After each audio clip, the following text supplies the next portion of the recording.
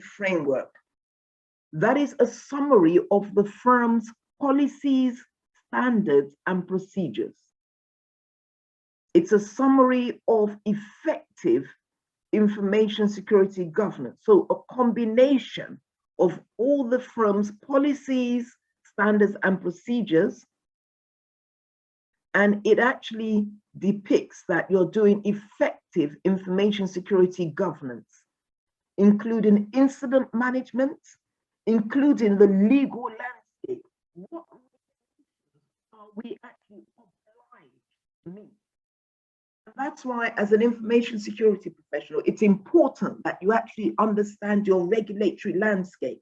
Wherever you're operating, you understand what your GDPR requirements are. If you're a firm, wherever you are in the world, and you're actually processing data from, you're processing private data, personal data rather, from EU residents. So even if you're in a company in Africa, you're employed by a company in Africa, you're employed by a company in the US, you're employed by a company anywhere, you have to make sure that you understand your regulatory obligations to global regulations, including the GDPR. So wherever you are in the world, once you start processing the data of EU residents, not citizens, then you are obliged to comply with the GDPR. Because if you're, let's say you live in the UK and you originate from Nigeria, where I originate from, so your company is in Nigeria and you live in the UK. Let's say I have a bank account with a bank in Nigeria. For argument's sake, I have a bank account in a bank in Nigeria. That bank is obliged to comply with the GDPR because they are processing my data and I reside in the EU. Well, we're out of the EU now, but you get the drift. So we need to understand all the laws that relate to information security and information privacy, wherever we are, whatever company we're working in. There will be specific regulatory mandates upon your organization if you work in the financial services sector. If you work in the education sector, there may be specifics, but there are also generic ones that apply to every single company, like the GDPR that I've just mentioned, as long as you process EU data. So you need to understand that, and that will be in the information security framework of the company. And then you need to also understand applicable national and international standards, which is different to the legal landscape. Standards, when we refer to things like ISO 27001, Cyber Essentials, which is a UK government standard for security, PCI DSS, if your company processes credit card payments. So all of these you need to understand. And sometimes you'll actually go for an information security interview and they'll be asking you about your knowledge of the GDPR. You understand? They'll be asking you about your knowledge of the GDPR or the Data Protection Act.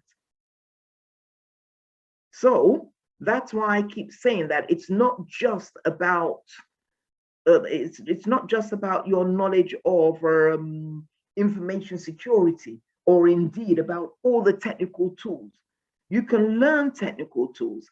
I keep saying that to people that I speak to, that there's no harm in going and learning a technical tool, how to use a technical tool on YouTube.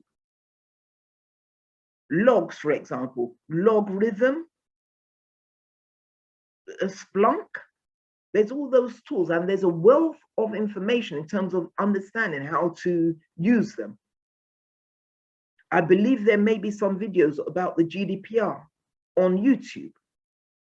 Go and read up. Even if you don't like reading, watch videos on those regulations and standards so that you can actually articulate when you go to an interview that I'm not just an information security professional, I'm actually a professional.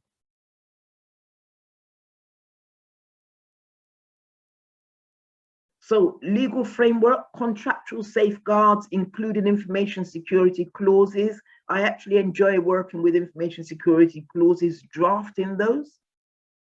Information security clauses in outsourcing contracts, third, fourth party connections. So what tends to happen is that certain regulators, particularly in the financial services industry, have started taking a close look at ensuring that firms make sure that they are doing thorough due diligence with regards to their third parties, making sure that they assess those third parties thoroughly before signing a contract with them to outsource data to them.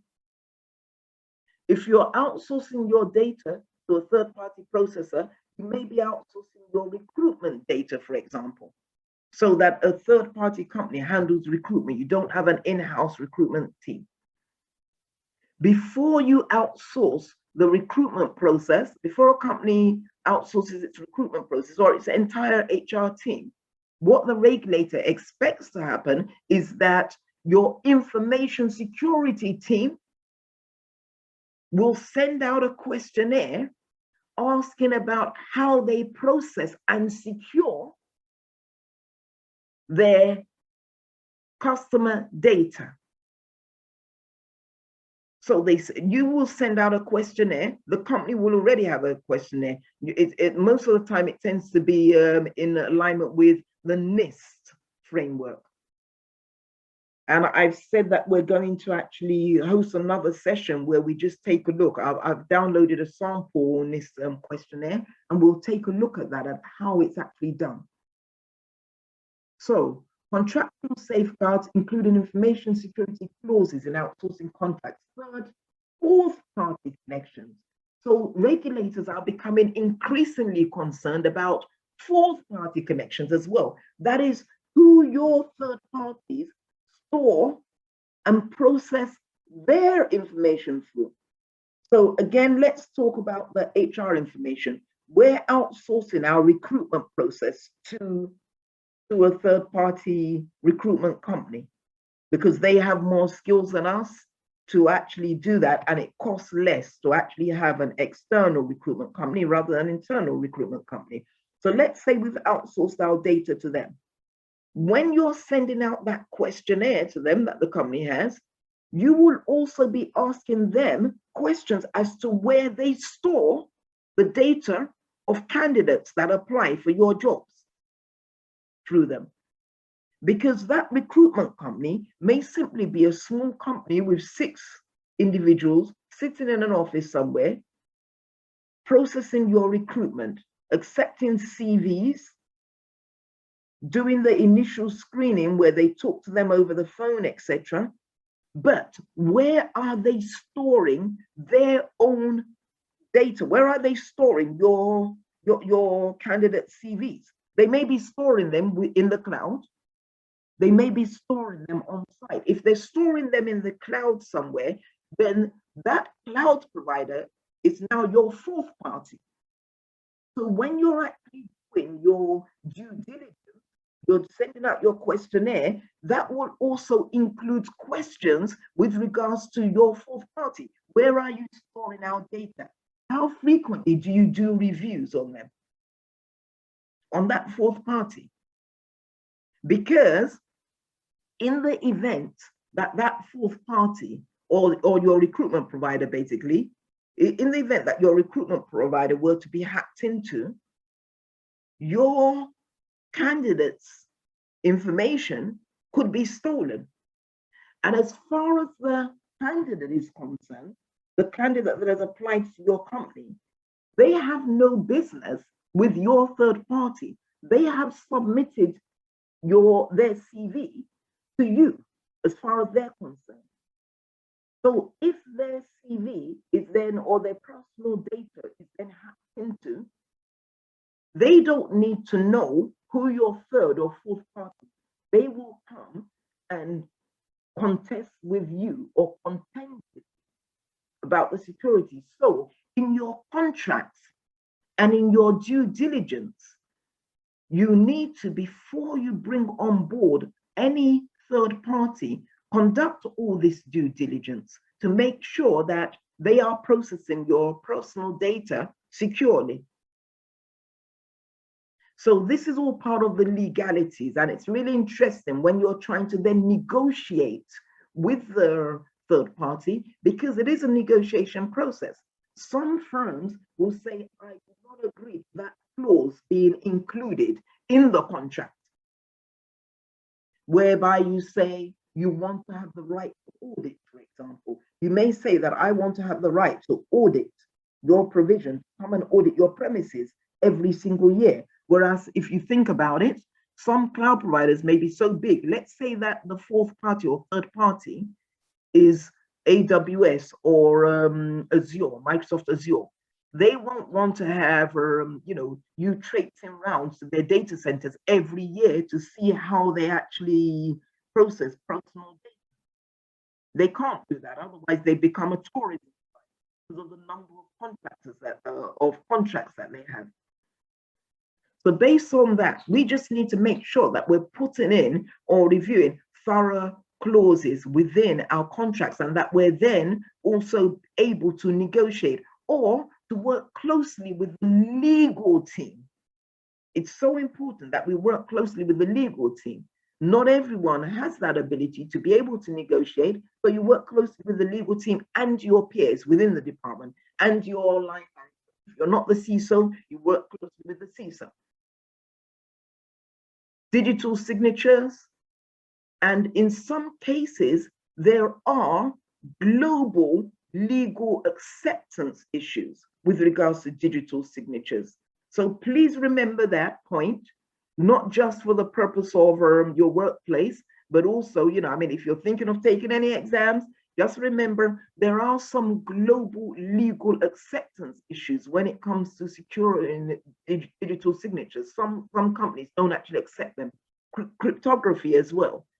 I know in the States there are some legal issues over certain encryption standards. So these also need to be taken into account.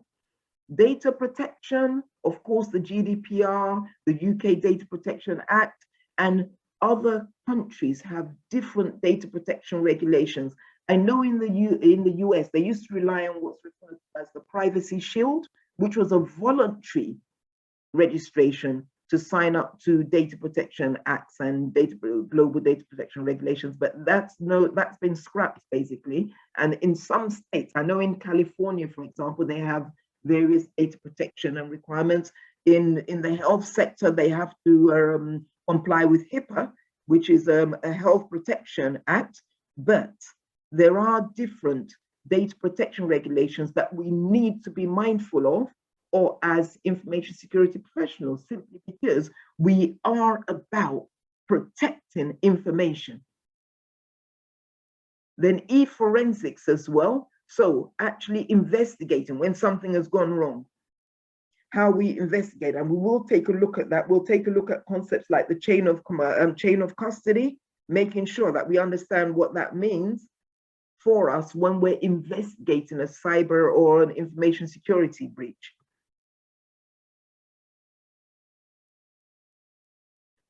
So when preparing an information security strategy, and it's highly unlikely that you'd be required to prepare one unless you're a senior manager, a CISO, Chief Information Security Officer, or so, but you may need to contribute to one. Because, if you're in a new firm or in a firm where they've never had an information security manager or officer before, yeah, but many companies already have. But if you're going into a small company, a startup, then they may ask you to prepare one of this. And the starting point is, where are we now? So you conduct a SWOT analysis, your strengths, your weaknesses, any threats to the business. So where are we now? That is your starting point though. And then you take a look at your present and future risk landscape. What are the present risks that you may have read about? What What are the opportunities? What have we got an opportunity to change here? Threats, vulnerabilities, and incidents and trends.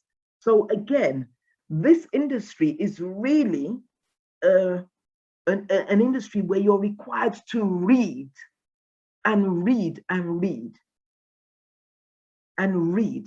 Keep reading, keep learning, because you'd be required to continue to read up on future threats, read up on future innovative technologies, and start thinking of the threats that may emerge, the risks that may emerge through using those technologies. Has any of us considered any threats and risks around Bitcoin or cryptocurrencies? Or are we all going along with well, I mean, it's secure, it's all hunky-dory, it's all anonymous. So we consider innovative technology, we consider any regulatory development. So that means that we read. Whatever industry we're in, if you're in the financial services sector, you read up. Whatever industry you're in, you definitely read up on your information privacy developments and any rules and regulations that are changing. And you look out for any cost savings potential as well. In the organization, or even before you join an organization, we need to understand the full scope of activities that are actually undertaken by the organization. What does this firm do? What does this firm actually do? What does it, what are the activities of the firm? We understand that so that we know exactly what the risks are to the organization, what the threats are, and what we can bring to the table. So I'd say that when you're going to an interview, you actually do all that scanning, do all that research, and then you actually just gain an understanding so that you're able to articulate to the firm, oh, I've read that XYZ Bank had a cybersecurity breach recently, which they may not have heard of. You can ask them the question, are you aware of this? And what are you doing to reduce the risk to yourselves? Or you can propose, you can simply say, yeah, and what I would have done if I'd been employed by them is to do X, Y, Z. If that other bank, of course, is similar in terms of activities to the place where you're interviewing at. So you try and gain a full understanding of exactly what the business is doing before you go for an interview, and you add value to the interview process by simply saying, this is what I can bring to the table based on my understanding of your risks and your threats, or based on my understanding of your threats, because you may not know the actual risk to the business that you're interviewing at, because they may have put in controls to mitigate against those risks. But you need to have an understanding of the threats. So in an organization, you understand your full scope of activities undertaken by the organization, the legal requirements, you understand accountabilities, who's accountable for what. You take a look, you review the org chart. Once you start there, you identify any key information security players from their RACI matrix. RACI matrix, who's responsible for what? Who is accountable for what? Who needs to be communicated with on information security processes? And who needs to simply be kept informed about activities? So we need to gain an understanding of the organization. Right, so let's take a look at different roles. We've got the CISO, Chief Information Security Officer, or Information Security Director. We've got, and they're responsible for security problem resolutions, information security analysts, security help desk, technical security controls. They may be required to implement. They may conduct your security risk assessments. Data owner, please note this, they classify and declassify data for custodians to apply security controls to. So the data owner, as I said earlier, may be, and they're usually one person, may be the chief financial officer, for example. The data owner, CFO, will apply a classification to the financial statements for the year. They will say, whilst the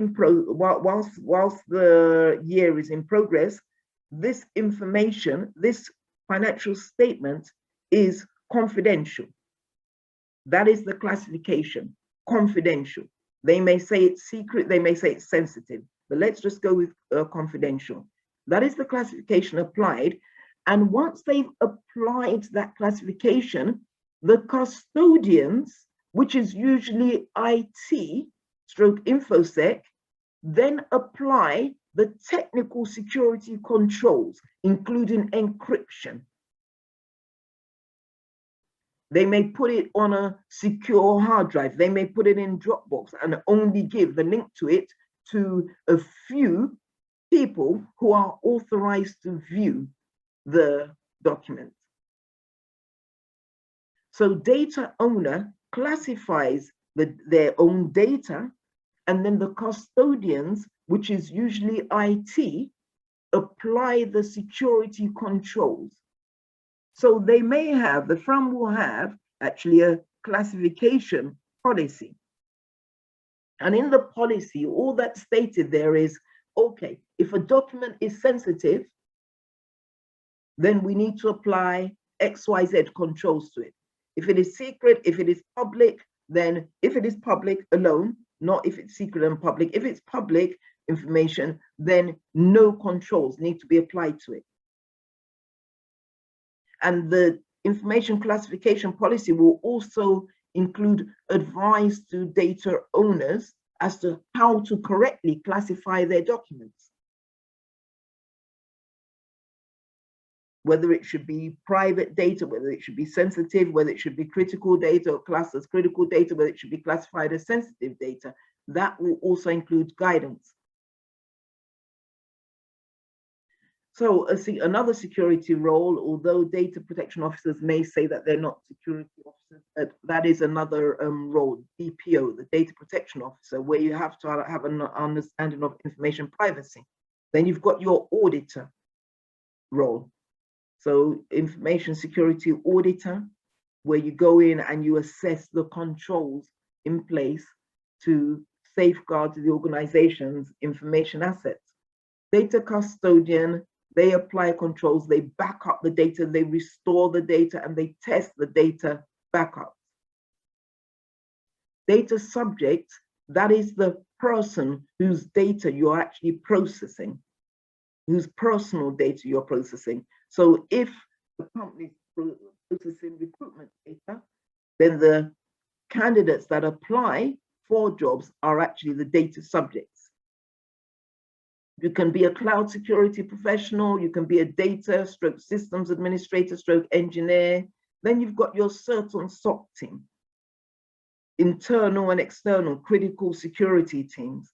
SOC team members, they actually, just deal with the hardcore security, internal security, external security. One is internal facing, one is external facing, where they monitor all the threats to the organization's information security assets. I think Mr. Charles may be on this, and yes, there are BA roles. I think Mr. Charles may be on this session here, and he's a cert engineer as well. So they're responsible for internal and external critical threats to the business. They run phishing campaigns, they run different security operations within the business. Yes, there are BA roles in cybersecurity teams. Yes, I agree with that, but they are actually BAs. They're classed as BAs. They're classed as BAs, but they're So business analyst, you can be a business analyst, you can be a database administrator, you can be anything within cybersecurity. But in terms of being a security professional, you can be a data security professional, you can be a systems administrator with simple security knowledge. But BAs, yes, you can be a BA, you can be a program manager for BA or project manager. but the main security roles here are these roles that you can actually just learn security and then just go away and be an infosec analyst or things. Now, someone mentioned networking. I think it was Kemi earlier. It's essential that if you want to actually enjoy your career in the infosec industry and not struggle, then build networks. Start networking. Within LinkedIn groups, you can join security groups on LinkedIn or anywhere else. You can attend seminars and webinars. You can comment on other professionals' posts. You can write posts yourself and blogs on LinkedIn. Don't feel embarrassed. Join the Ladder Back Down WhatsApp. And if you want to write your first post, just put a link to it on LinkedIn. Put a link on LinkedIn, sorry, on the Ladder Back Down group so that people can actually encourage you and respond to your posts. But write and seek knowledge rather than certifications. So certifications are good, but please seek knowledge, not just certifications. Knowledge on legislation, knowledge on threats and vulnerabilities. Make sure that you have that contact with professional associations and security forums. Also subscribe to blogs and to emails, SANS Institute, the BCS, many different blogs and forums out there. Join groups within LinkedIn, please. And make sure that you're engaging in continuous professional development so that you're actually just learning on a daily basis. And then you've got your, and so when I say information security SME, that's how you become an information security subject matter expert. What is the security policy? So that is senior management's definition. So remember the word policy. That is senior management's definition of what their specific organization requires to remain secure. And last week I mentioned that it must underpin the organization's business objectives. And that's why you can't simply take a copy of one firm's objectives and, you know, one firm's security policy and copy and paste it into your firm. I've had people ask me in the past when I used to work somewhere else, oh, could you give me a copy of your InfoSec policy that I'd actually designed for the firm? And I'd say to them, yes, I can give you this with all my company's details redacted, of course, but the one issue you need to be mindful of is that you're working in a totally different environment or workplace to where I'm working in. So you can't simply copy and paste this. You can take some common threats that, you know, I mean, that relates to every single industry, but you can't simply copy and paste this into your company because your threats will be different simply because you work in a totally different industry. So it's senior management's definition of what their specific organization requires to remain secure. And it must underpin the firm's business objectives. Remember I said last week that I actually was required to prepare an information security policy and information security strategy for the different, you know, for the different, for a 5-year plan. And I had to make sure that it aligned with the 5-year plan. If your firm is not allowing remote workers, then there's no need to include a remote workers policy in there.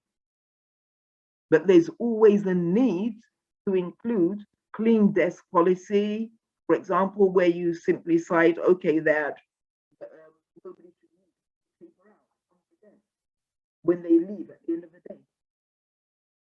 A password policy. This is how we're going to allow passwords to be created. So it must consist of one letter, one this, one that, one symbol, 20 characters or whatever. So that will be stated in the security policy. And I've always said that a firm should provide a technical security policy for its IT and information security teams. I'm a strong advocate for that, because if you try and mix your technical security policy with your general stuff, with your all user security policy, what you find is that information may get lost because your users, your staff that don't work in InfoSec don't want to read all the technical bits about, okay, 56-bit encryption or 16-bit encryption or whatever. And so they may skip over information that is actually critical to them. Policy type. So we've got the advisory and informative policy, which talks about best practice in many cases. Best practice, you need to maybe go and obtain ISO 27001 accreditation as a firm. That is best practice, but your firm may not need best practice. It may be adequate to actually just seek to adhere to good practice. If you're a small firm, you don't necessarily need ISO 27001 accreditation. You may not be able to even afford ISO 27001 accreditation. So in your advisory policy, you'd simply be stating that as an InfoSec professional, here is good practice. Make sure that your passwords are just, 20 or 8 characters long. You may want to do this, you may want to do that. And that is a firm. So please let me just correct myself there. It's not just necessarily if you're a small firm, because the fact remains that if you're a small firm and you process critical data or personal data, then yes, you may be required to comply with, to go and obtain ISO 27001 accreditation. Like Cambridge Analytica, for example. That was a small firm. However, they needed to comply with best practice rather than good practice. In your policy, you may have policy types, you may have a statutory policy. That is, mandatory legal policies will be contained in that. And then you've got your regulatory policies, such as industry-specific policies, the FCA, the PRA, ECB, NFA, they're all financial sector policies. Then you've got the NHS, Information Governance Toolkit, that's relating to the health service in the UK. Then you've got HIPAA as well. That's a regulation that they may need to, that health services in the US need to comply with. When you're reviewing your security policy, you need to make sure that you review, you evaluate, and you revise it. You need to conduct that review annually or whenever there are major changes. At least annually or whenever you implement major changes. If you have a technology refresh, then you need to definitely revise your security policy, because there will be new technologies with new risks. When new legislation is introduced, such as the GDPR or the Data Protection Act 2018, which the UK now lives under, you need to revise your security policy, because you don't want your security policy only referring to the GDPR when the Data Protection Act 2018 is now in place as well. We need to comply with the GDPR in the UK clearly, but we also need to comply with any specific changes within the Data Protection Act 2018. As I've said, when there's a change in technology, changes in threats and vulnerabilities. So as soon as a new threat emerges, you need to revise your security policy. And you need to also revise whenever new vulnerabilities are identified, critical vulnerabilities. Not when every new vulnerability is identified, but whenever a new vulnerability emerges, then you now need to upgrade or edit your security policy. If there is an audit, external or internal audit, then you now need to revise the security policy to take into account anything that has been recommended within that audit. So annually, or when major changes occur, when new legislation is introduced, when there's a change in technology, changes in threats and vulnerabilities, and upon audits and review recommendations. What is a security policy review? What is a cost-effective method? Well, you can hold post-adverse incident review. So if there is an incident, if there's a serious incident, a security breach, for example, you hold a review into that. Then you improve your security and you also revise the security policy. You edit and make any additions to that may be needed. Why do we conduct regular reviews? It simply means that a company is better able to respond to a changing business environment. If we conduct regular reviews, it means a company is better able to respond to a changing business environment. What is due diligence? Due diligence, that is when you research something before you commit to the program. And we're required by law to actually conduct due diligence. Now, when it comes to, so I've given an example here of if you're looking to relocate your data center. Due diligence requires a manager to research before they sign a contract to purchase the new data center. They may choose to street check. That is a tool online where you can simply go and view the risks around that area.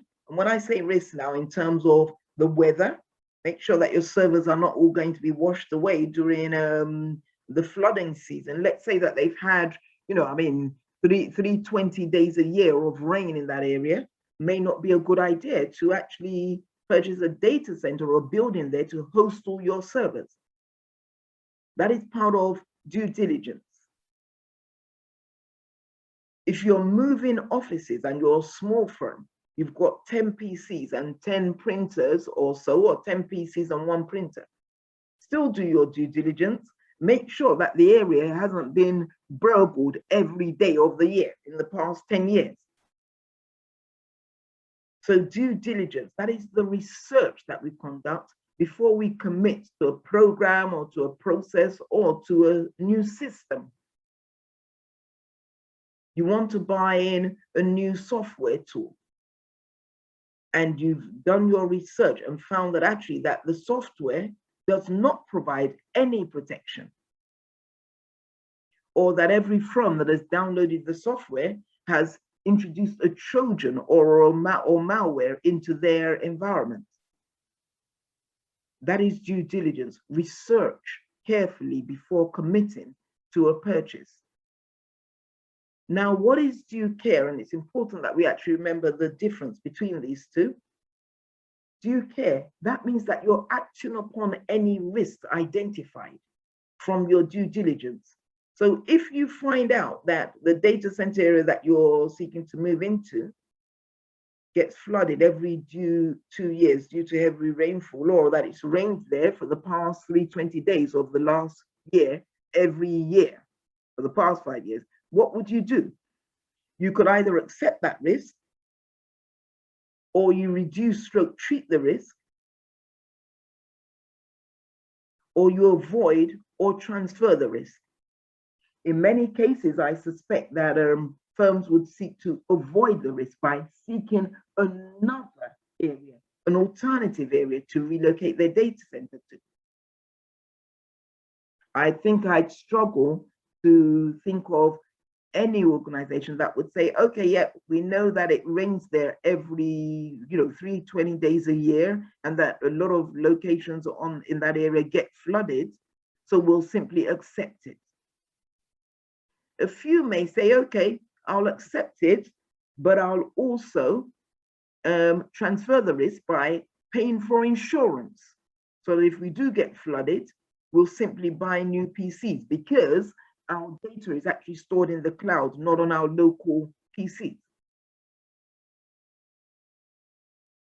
So they could accept the risk, they could insure against that risk, they could avoid it by simply choosing another location, or they could, I'm not sure how they could reduce or treat the risk because they couldn't really, they can't really stop the rain. So risk acceptance, risk reduction or treatment or mitigation or avoidance or transfer, but you cannot unless you actually stop the activity. So remember that from last week. Now, in common law, if you fail to conduct due diligence, if you fail to research before you commit to something, and you fail to exercise due care, which means having conducted your due diligence,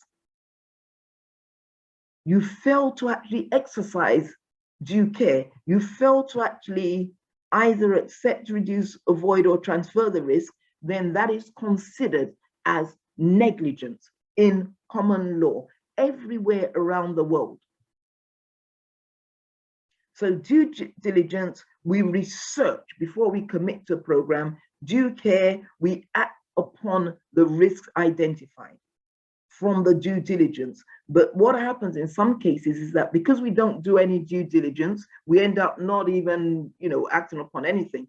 And either of those two. So if you don't conduct any due diligence, if you don't research and you commit to the program and then something happens, that is considered as negligence. You have been negligent in not conducting your due diligence. And even if you do conduct that due diligence and then you don't act upon the risks identified, then that is considered as negligence as well. So organizations tend to protect themselves against vicarious liability charges by showing due diligence as to expected behavior. Now, if any of us read up on the Morrisons case, Safeway Morrisons case, a few years ago, where a contractor, a disgruntled contractor, went and leaked their employees' personal data online. So what they did is that they him to court. He was in prison, and then the employees, some employees, then sued them, citing the GDPR, that they had failed to show due diligence, and that is what had caused the data leak. They had to go all the way to the Supreme Court because the first court actually said that they were vicariously liable for that data leakage. And they went to the Supreme Court because their argument was that they had shown due diligence in making sure that they had security policies in place, but the contractor actually had a right to access the data. So they were able to demonstrate that they'd shown due diligence in terms of doing background checks on the contractor before he was hired to the organization. They were able to demonstrate that he had a legal right to access the information because it was his job. And so at the Supreme Court, they were found to have not been vicariously liable for the actions of that contractor. Else they would have had to pay compensation to their employees that were suing them for compensation. So to protect themselves against vicarious liability, organizations tend to show due diligence. as to expected behavior. They have infringement policies and disciplinary steps in place, disciplinary procedures with regards to what happens if you infringe our policies. They monitor usage of their systems. They have an email policy. They have a home workers policy. They have all these confidential data policy, internet usage policy, clear desk, clear screen policy. All of these are in place to protect the organization, but then they also have an acceptable usage policy, which in many organizations, each employee is required to sign this before they join the organization as part of their contract. So that in the event you infringe the policies, the company is able to demonstrate that we did everything within our power to reduce the risk of this employee or contractor from doing what they did, from committing this breach. So due diligence literally protects an organization against vicarious liability. And what is vicarious liability? That is where a court rules that a company was also negligent in its actions and so should be accountable for the actions of its employee that committed the breach. And in some cases, organizations have been found to be vicariously liable. So to protect themselves, they make sure that they have policies and procedures in place. And when you sign these policies, when you sign an acceptable usage policy, what you're saying is that if I breach these policies, I alone am liable for that breach.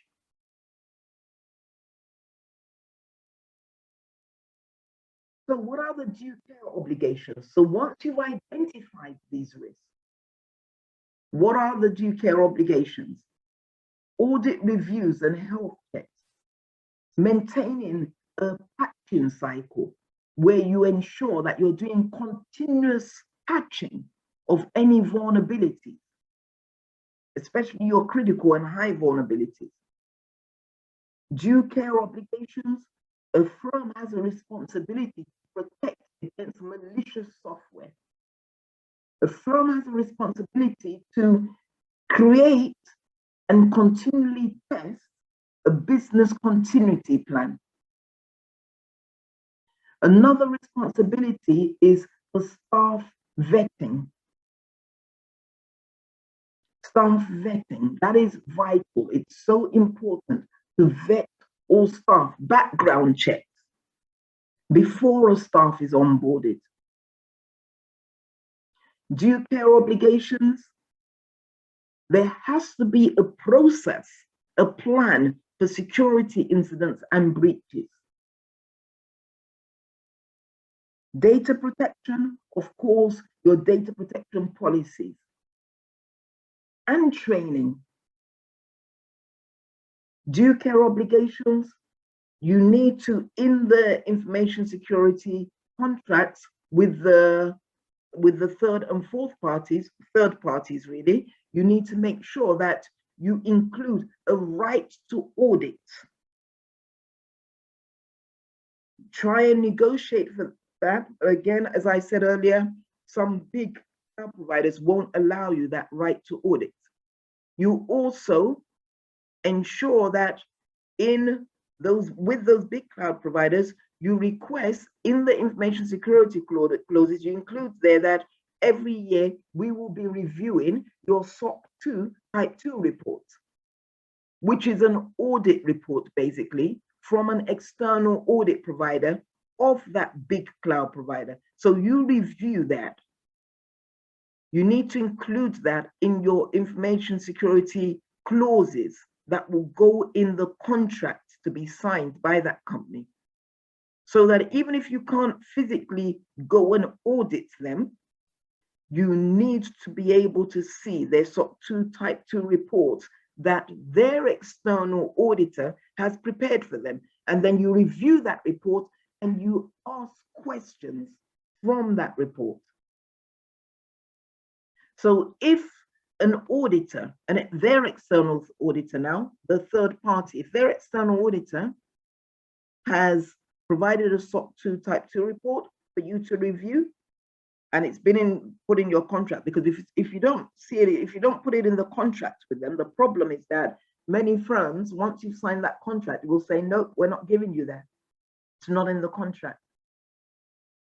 So make sure it's included in the contract that you'll review their SOC 2 Type 2 reports and any information security standards that they may have, such as their ISO 27001 report. If they're Cyber Essentials qualified, you make sure that you put it in the contract that you will need to review that every year, and that you retain the right to physically come and conduct an audit.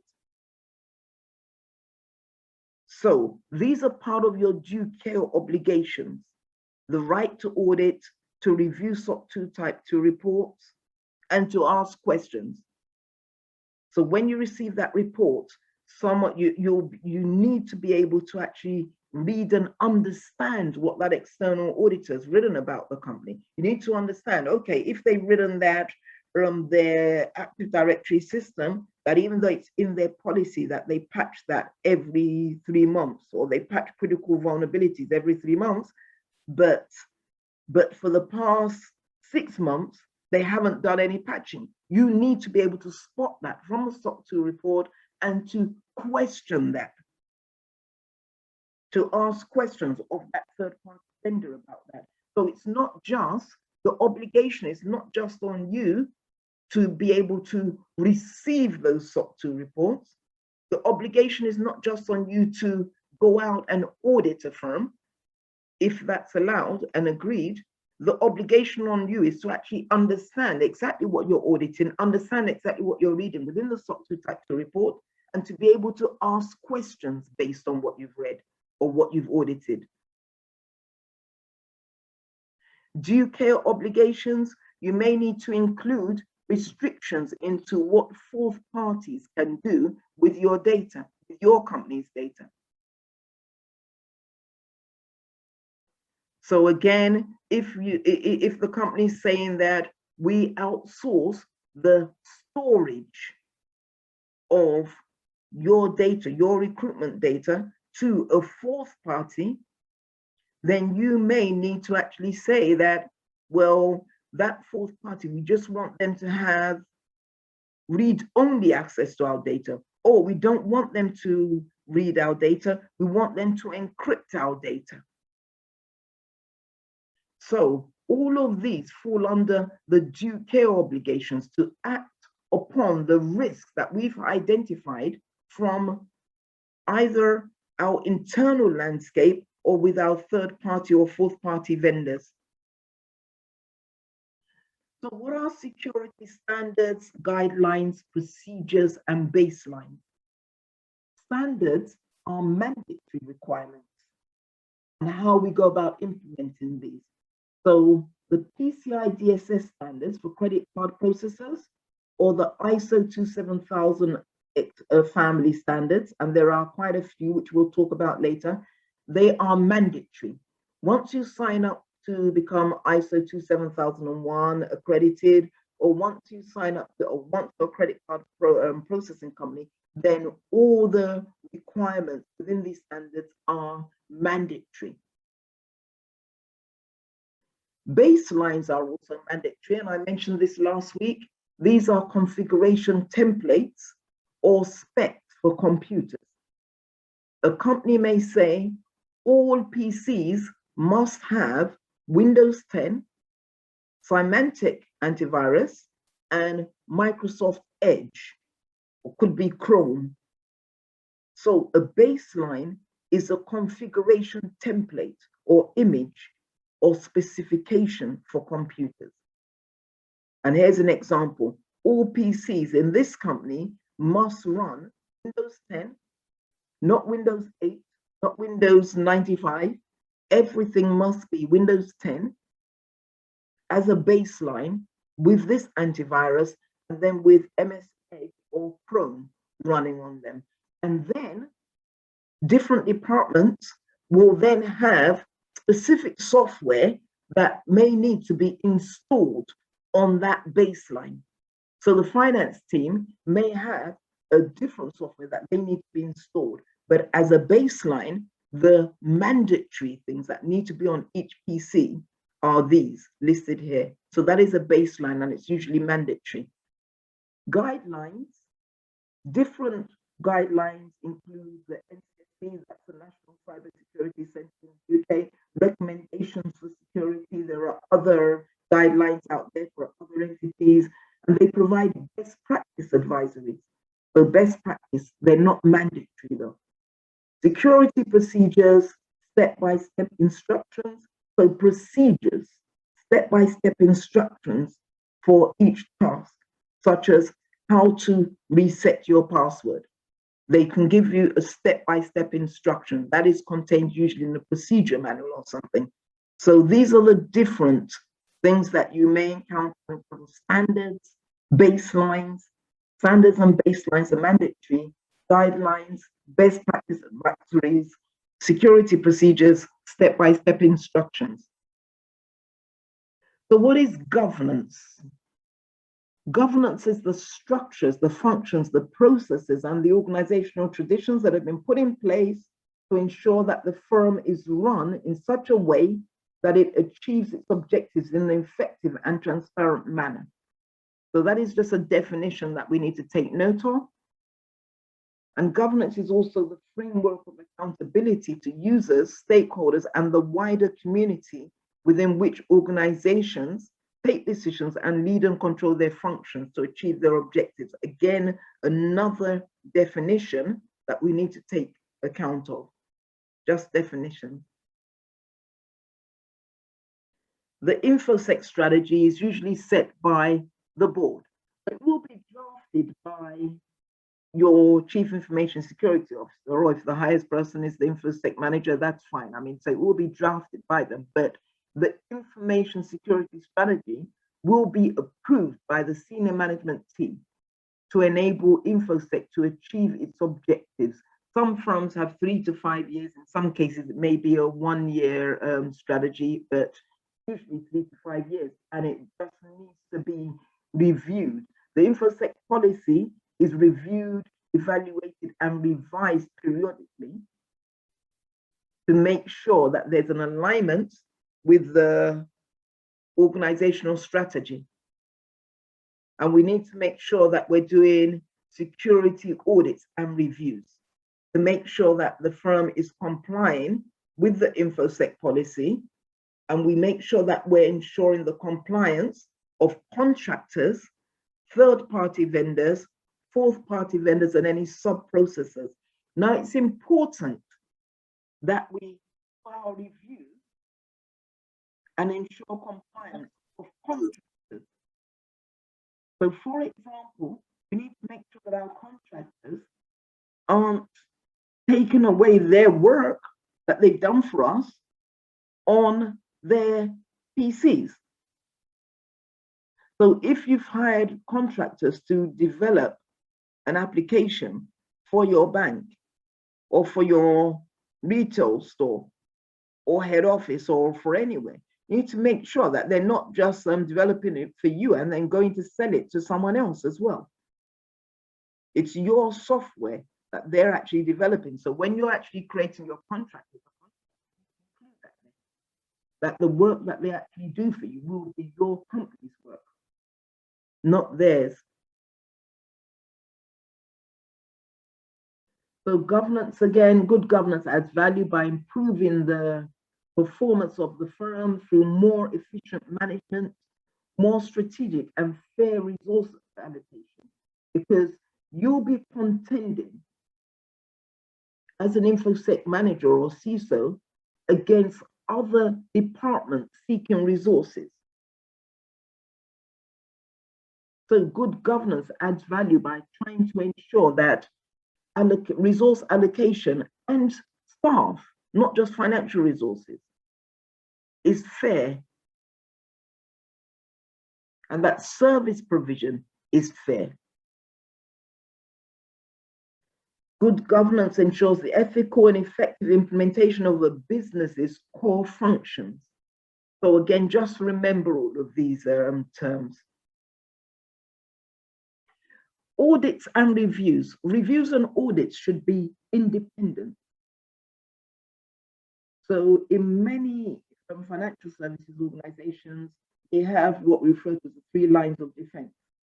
And audit tends to sit in the 3rd line of defense. So reviews and audits should be independent, and the scope of any audit and review must be authorized by senior management. And when I say senior management, there may be one person who sits on the senior management team who will be allocated with responsibility for authorizing, anything to do with InfoSec and IT. So it won't necessarily be the CEO. But when we say senior management, it will be someone who's been given the responsibility and accountability by the board to authorize things and accept the risk. So the scope of any reviews and audits must be authorized by SMT. And when it's authorized, we need to now arrange for audits for off-peak times. So if the auditors, whether internal or external, are auditing the finance systems, for example, for security, they can't afford to go and be auditing at financial year end. Same as payroll. They can't go and be auditing the payroll systems when it's towards the end of the month. So we need to take all of that into consideration. And any audit reports must be formally recorded and reported to the board. Now, on the board, you have your nominations committee that agree on nominations of the appointments of your senior management. When I say senior management now, I mean as in the CEO and critical positions in the company. That's the nominations committee. Then you have the remunerations committee that would agree on the salary of the CEO and maybe a few other core senior managers. Then you have the audit committee. The audit committee is responsible for audits and an oversight of auditing across the business, not just information security risk. So the audit committee will need to see and understand the annual audit report, or whatever however frequently you conduct your audits. The audit committee will be on the board and they will need to see the result. You will need to report that to the board. Following an audit, there needs to be a remediation plan. So the auditors have identified this risk and that risk, then there will definitely need to be a remediation plan drafted. And the risk register needs to be updated, of course. When you're conducting an information security plan, you need to make sure that you plan to succeed, else you're just simply planning to fail, and you can't take any shortcuts. You develop a business case. So the board has approved your system, new tool, new information security program to improve security. You need to develop a plan, else you're simply planning to fail. You develop a business case, and you need to make sure that you're demonstrating a return on investment. This is what you will get if you invest in this program, because that's the language that the board understands. That's the language that senior management understands. What is the return on investment? What is the benefits to the business if we were to invest in this program? Your information security program has to be smart, need to break the program into projects. And that's what an information security manager or CISO tends to do. Year on year, So they've prepared an information security strategy, which is 3 to 5 years, as I said earlier, although it's getting shorter nowadays simply because of the pace of change. So they prepare the information security strategy, and then they now take a yearly program out of that 3 to 5 year strategy to deliver. So they break the information security program into projects. So the yearly program is now broken into projects. Maybe that they want to implement a new encryption tool, or they want to actually implement encryption across the business in year 1 of their 3-year information security strategy. So they will now say, okay, we want to implement encryption. They may now break that encryption into software encryption and hardware encryption. Or they may simply say that we want to improve security generally within the finance team. So that is the program. And then the project is simply awareness, hardware encryption on all their laptops, software encryption of critical files.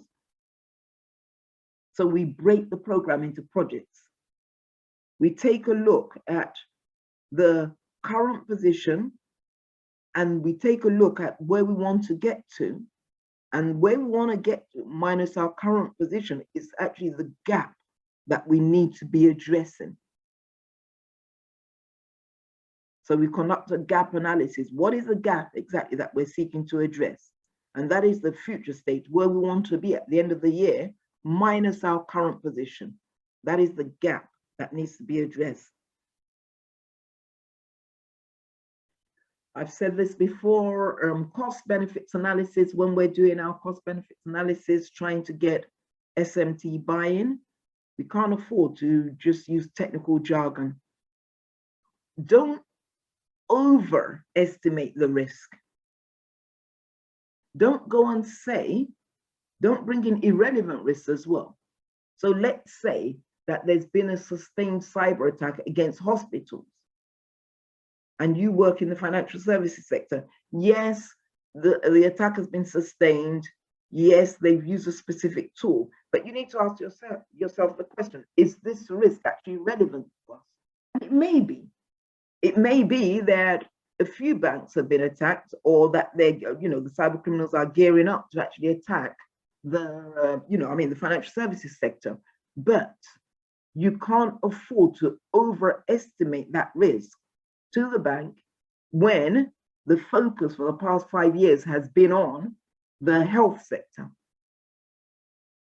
So when you're doing your cost benefits analysis, no techie speak, no technical jargon, include pertinent risks and real risks, not just risks that we've read up about on the internet.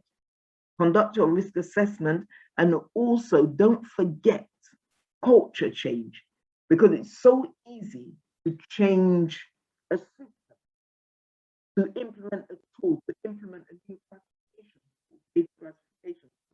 But how about getting the users, the employees, to actually use this? And in many cases, the employees are resistant to using the new tool, not because they don't want to, but simply because in many cases, they're scared of adopting a new tool. They may be scared to use this new system. They may not have that knowledge of technology. And I always say to people that at the end of the day, that I cannot afford to try and force something on you, force knowledge on you, when I would not like to know what you actually do. And I need to recognize that not everyone's technical, just as I would expect a doctor to recognize that I'm not a medically trained person. So let's understand that some people may be resistant to change because they simply are not used to learning a new tool, or they don't even want to learn a new tool because they simply want to get on with their job. Yes, we do say that security is everyone's responsibility, but don't underestimate the time that you're going to need to spend to try and achieve a culture shift where people readily use the tools that you're providing to mitigate the risk. You implement a new data classification tool, you don't roll out training, you just expect everyone to simply read a sheet of paper and then use it. Unless you can enforce that requirement with technical controls for them to actually use the tool. So I know that with some classification tools, you cannot save a new document without actually applying a classification level to it. So when you go and click on save, it will tell you, you have to classify this document, either critical, high, or low, or either secret or personal or confidential or whatever. So with that, that's really good, because you may think that you don't have to do that much in terms of changing the culture, because you've got technical controls in place to force them to use that new tool. But what about all the historical data that they've saved on the infrastructure for the past 10 years? An employee of 10 years. If you don't actually do that training, deliver that training, and also try and provide a few tips of how to make it easy, then they won't simply go back and start applying classification to all their different documents that they've used over the past 10 years. So don't underestimate the need for a culture change. Security information management will include security incident reporting, recording and management. So we report, then record and management, incident response teams and procedures. We need to ensure that we have strong links to corporate incident management systems. Please remember that. We ensure that we have strong links to corporate incident management systems. So if we have incident management systems, like I said, Splunk, Logarithm, other systems, security and incident and event management systems, we make sure that as an information security management professional, that we have strong links to that tool where we access information. So we've got a good information, if we're authorized, of course, so that we have a good understanding of the different incidents that are actually occurring across the business, and we understand the threats and the risks to the business. We need to ensure that we've got processes included for involving law enforcement or responding to requests from them. So if there's an incident such as, a breach, or indeed an internal staff member has done something, then we need to make sure that there are documented processes in place that letting us know when we need to contact law enforcement, who needs to contact law enforcement, because you can't just contact law enforcement as a member of the team unless that's been included in the policy. So we need to understand the processes for involving law enforcement, who to contact internally to escalate. For example, we've got our money laundering regulations. So there must be in the policy the processes, documented processes in terms of how to actually report internally to the money laundering officer.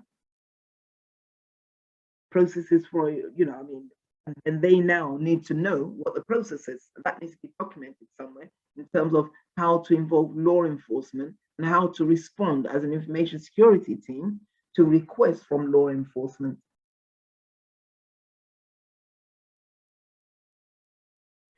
The security incident response team is responsible for defining an incident. So please note this, a security incident response team is responsible for defining an incident. Then here are the steps The first step is to detect an incident and to report it. Then we investigate the incident. Then we assess the incident, we take corrective action, respond, and then we remediate the incident, and then we review. And this is literally an iterative process where we keep doing this. We first will detect and report an incident. Then we investigate the incident, we assess the situation, we take corrective actions to respond, and then we remediate and review.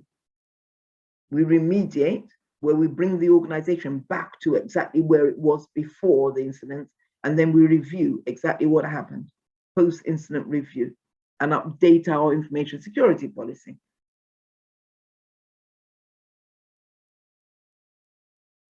What is a security incident? Well, we need to define in our security incident management policy any event that impacts upon the confidentiality, availability, or integrity of our data. So security incident is any event that impacts upon the CIA of data. Please note the different roles here. Different roles. So an incident evaluator determines if it has actually been an incident. You know, I mean, if this is an incident, if it is an incident, and they watch out for false positives. Now, what is a false positive? That is a false alarm, basically, and false negatives. So in some cases, the system may go down, and somebody in IT immediately thinks, oh, that's ransomware. It may blue screen on us, and then we think, oh, that's ransomware, or that's a virus, or that's this, or that's that. And then it just comes straight back up again, and nothing ever happens. That may be a false positive. So we need to just determine, the evaluator determines if it is actually an incident or whether it's a false positive. A server may actually go down and immediately come back up again. Need to determine if it's a real incident, whether that was due to a hack or whether it was due to a power spike, or whether it's a false positive. And the opposite one of that is the false negative, where we simply write an incident as just a glitch, and then it turns out that actually that brief reboot or that brief blue screen was actually someone actually installing a rootkit malware in our administrator, in our C drive. I will take a look at questions in about 2 minutes when we take a look at, 1 o'clock when we start our break. So an incident evaluator then notifies the appropriate personnel, such as the security incident response team and SMT, senior management team, if it is a notifiable incident. And a scribe records the incident. So a scribe actually records the incident. The scribe records the incident. Let's just take note of that. So what I will do is I will stop the recording, and then if anyone would like to take a break, the slide. So we've talked about security incident management, and we need to remember that a scribe records the incident during an incident. A scribe actually records everything that's going on.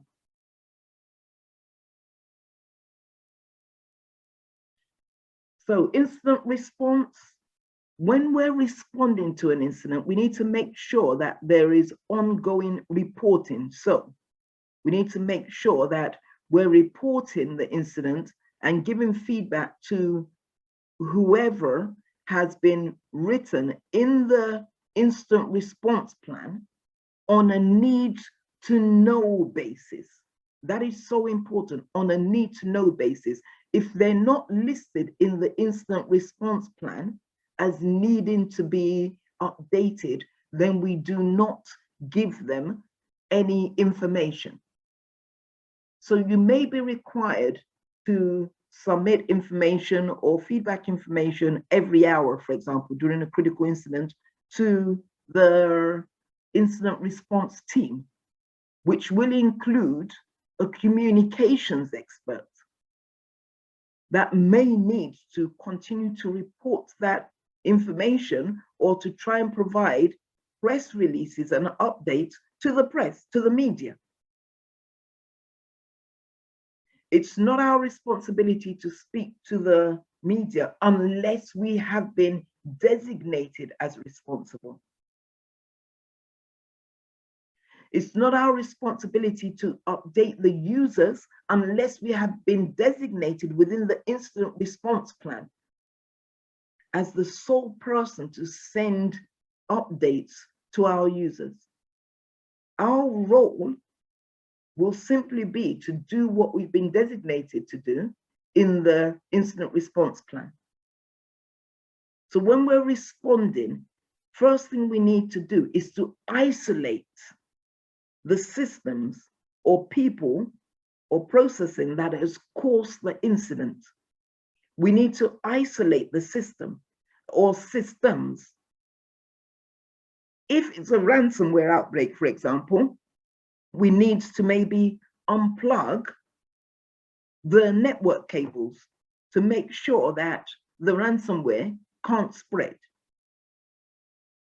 I was told years ago of an incident whereby Maersk, the shipping company, they experienced the ransomware attack against them, and it took 17 minutes for 4,000 plus PCs and laptops to be contaminated across the globe on their network. Within 17 minutes, over 4,000 laptops and devices were contaminated with this ransomware. How does ransomware get in to a network and then spread across the globe, including to different companies? Well, ransomware will be implanted on a system, on a single system. Then it crawls around the network and the internet looking for unpatched PCs, PCs that have been unpatched, that are not patched, to stop that ransomware from taking hold. So if the PC is not patched, then that ransomware will take hold. How does it then spread to other computers? It will spread through network shares. So if my computer is connected to yours, the ransomware affects my computer. If your computer is not patched, it will go through the network to affect your computer. Now, each company has what is referred to as a router on it, just as you have your home broadband router. With your broadband router, what tends to happen is that if you get ransomware on a computer in your house, so you've downloaded it through an application or through an email link or through something, you've downloaded ransomware onto your computer. It won't stop, that ransomware won't stop on your computer.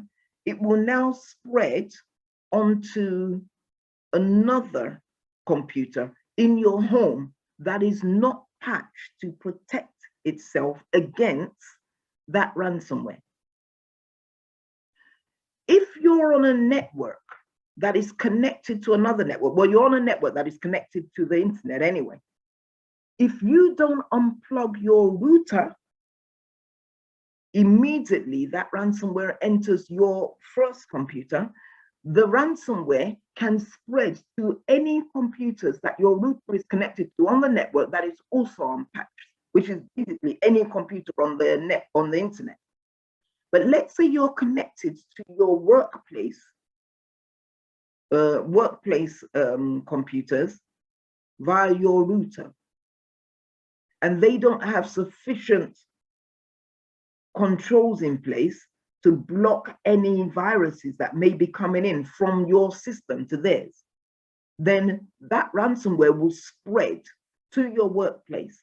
unless you immediately unplug your router.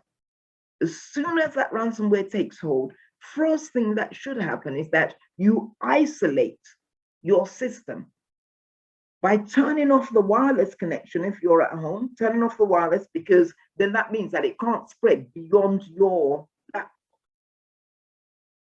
And then unplugging your router until you've managed to contain the incident, until you've managed to remove the ransomware. And then you gather evidence on what exactly has happened. And this is where the chain of custody comes in. When you're gathering evidence, you have to make sure that you don't do anything at all to cause the network, to cause the evidence to become contaminated. So when you're gathering evidence for an incident, and we will talk about this later, you need to make sure that you don't do anything to contaminate the evidence in case the case needs to go to court. Because if you do so, the company's case against the perpetrators could fail simply because you have you have contaminated the evidence. So chain of custody, we will talk about that again, but just remember that phrase. So when you're responding, you isolate the systems that have been contaminated, and then you contain the incident by fixing things. You gather evidence, but you need to take into account the chain of custody. You take into account what processes need to be followed to make sure that that evidence is not contaminated. And then you escalate as necessary. You do your assessment, and then you do your post-incident analysis and reporting, and you update the security policy. What different corrective actions can we take when we've experienced an incident? Corrective action, recovery and remediation. So we'll make sure that we restore the systems, we rebuild the compromised systems. May need to totally re-image, or we just simply remove the ransomware. We remediate any vulnerabilities. So we fix any vulnerabilities that may have caused the situation to arise. Let's say the system was not patched against the ransomware, you then remediate that by patching the system. Then you now restore from backup. The system may not have had antivirus signatures on it, where you've got the antivirus software on it, but it hasn't updated, it hasn't been configured to update. In workplaces, that is not usually the case, but your home PC, if you've turned off the automatic updates, you may find that your antivirus signatures haven't been updated since 2019, which means that you're not protected against current or new viruses or malware. Then you restore from backup, you restore the data from backup, and then you do a new risk assessment and new remediations. So you've rebuilt the system, you've remediated all the vulnerabilities, you restore all the data from backup, but then you now conduct a new risk assessment because you may have different risks. Now you've brought that system back into the environment. And then you review the outcome, of course, where you do your lessons learned and you make sure that you improve on the incident response process. Let's say it took you 5 hours to get hold of your communications experts. During this incident, you need to make sure that you put in place controls to reduce the risk of that happening again. You review how well the incident response team responded to that incident. So we need to make sure that we maintain those links to CERT throughout our time in the information security team there, because the CERT team is the team that has the resources and the expertise to reduce the risk, to reduce information security risk to the firm or to the business. The cert will enable a prompt management and recovery from incidents, and that's where you can find expert incident response staff as well. Law enforcement, well, we've got a legal obligation to report criminal incidents, such as terrorism threats that may come through on our network, pornography, very important, suspicious financial activities, that's what we would report to compliance or our money laundering officer, reporting officer. Then we've got DOS and DDoS, extortion and blackmail. We'll talk about that later, but denial of service attack or a distributed denial of service attack, where a company tries to, not a company, where cyber criminals rather, try and introduce malware onto our network, onto our web servers rather, to stop legitimate traffic from coming through. Distributed denial of service attack, where multiple systems are used to try and flood our web server with traffic to stop legitimate traffic from coming through. But we'll talk about that again later. The National Crime Agency in the UK, we can report incidents to them, cyber incidents to them, UK government malware bodies, and then the Centre for the Protection of the Critical National Infrastructure, CPNI. In the UK, at least, they're responsible for observing threats to places like our energy sector, financial services sector, aviation sector. All of these different sectors are classed as critical national infrastructure environments. So we report incidents to them if we work in any of those sectors. The health sector.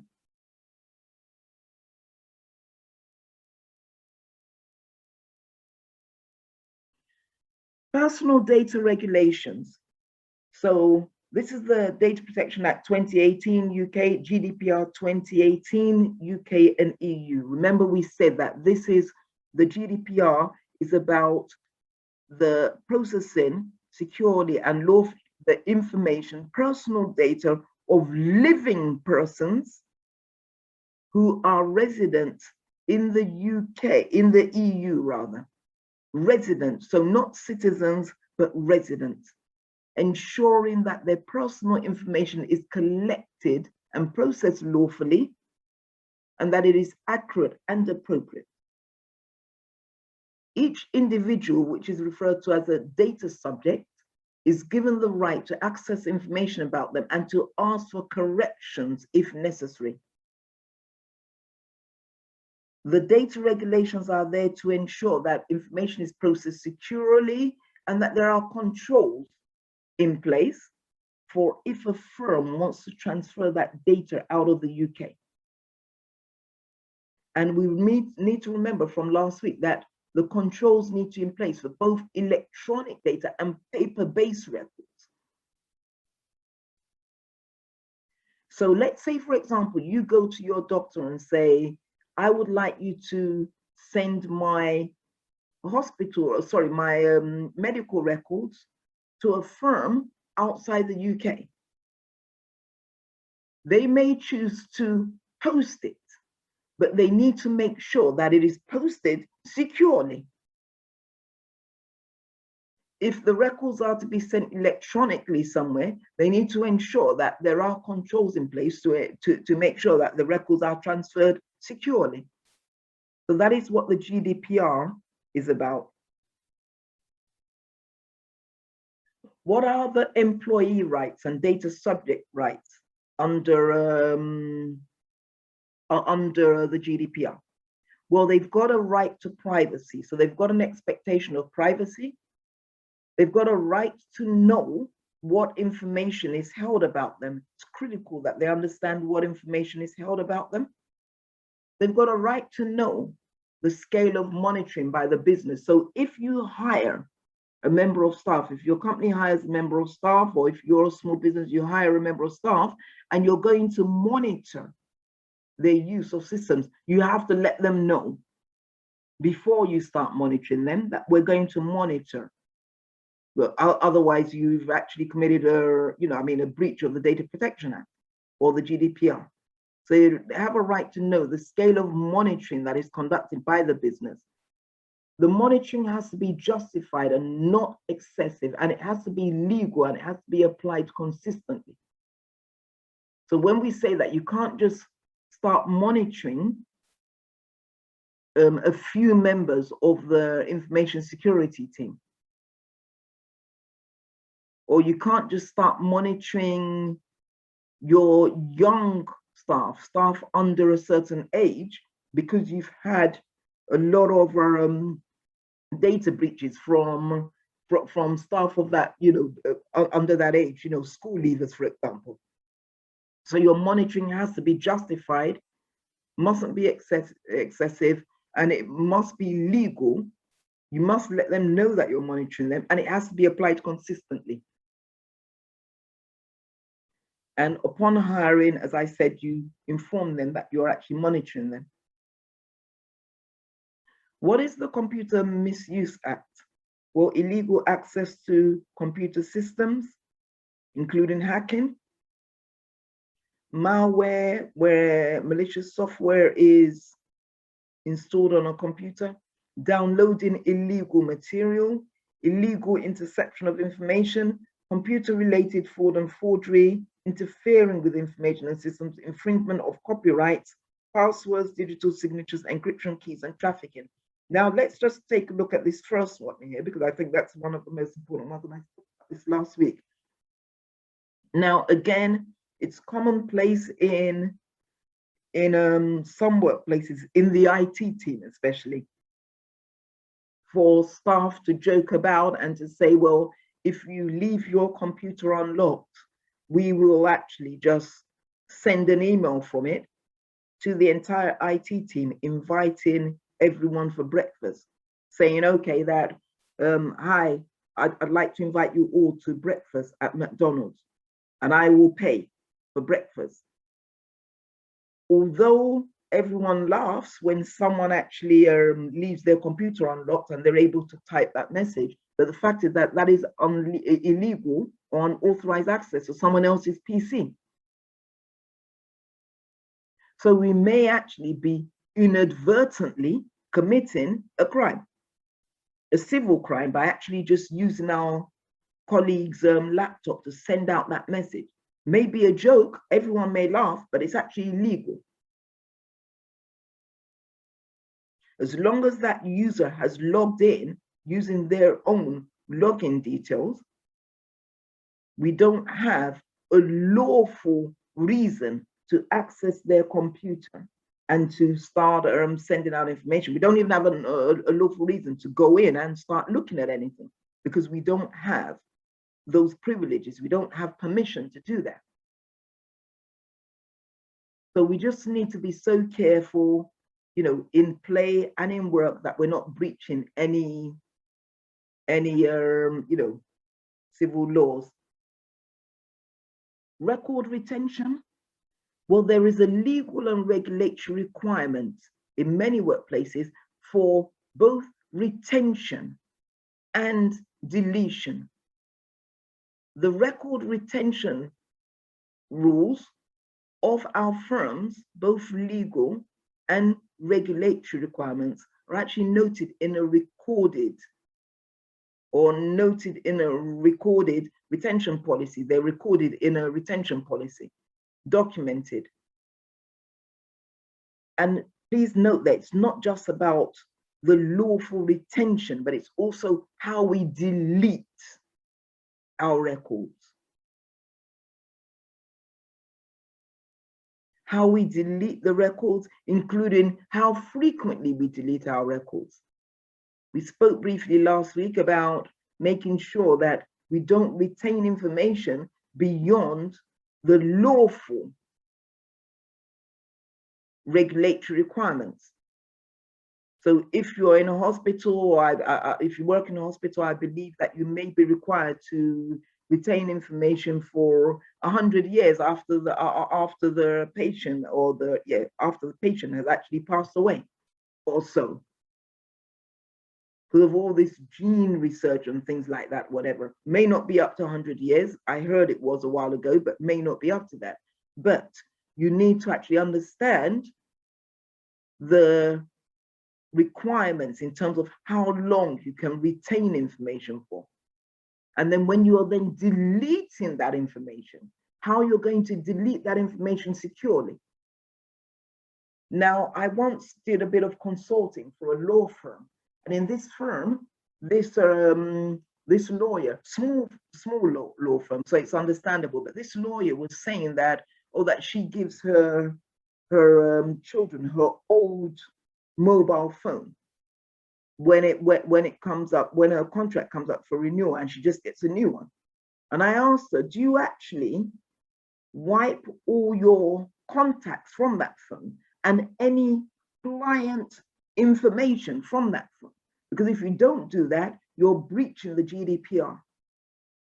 If you've been given a work phone and you've got company information on it, and you allow your child or your partner to play on that phone, then you are breaching the GDPR, because they could have access to confidential information. Do we understand that? So we need to make sure that we're not breaching any regulations inadvertently or accidentally.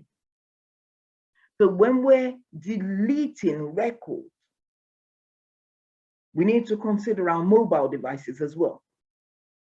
If the company has a policy, which is very unusual, of saying, okay, that you can all keep your mobile phone. I mean, if you've been in the firm for 5 years, when we're doing a refresh, you can keep your mobile phone. They need to make sure that they use a mobile device management solution, MDM, mobile device management solution, to wipe the information from the mobile device.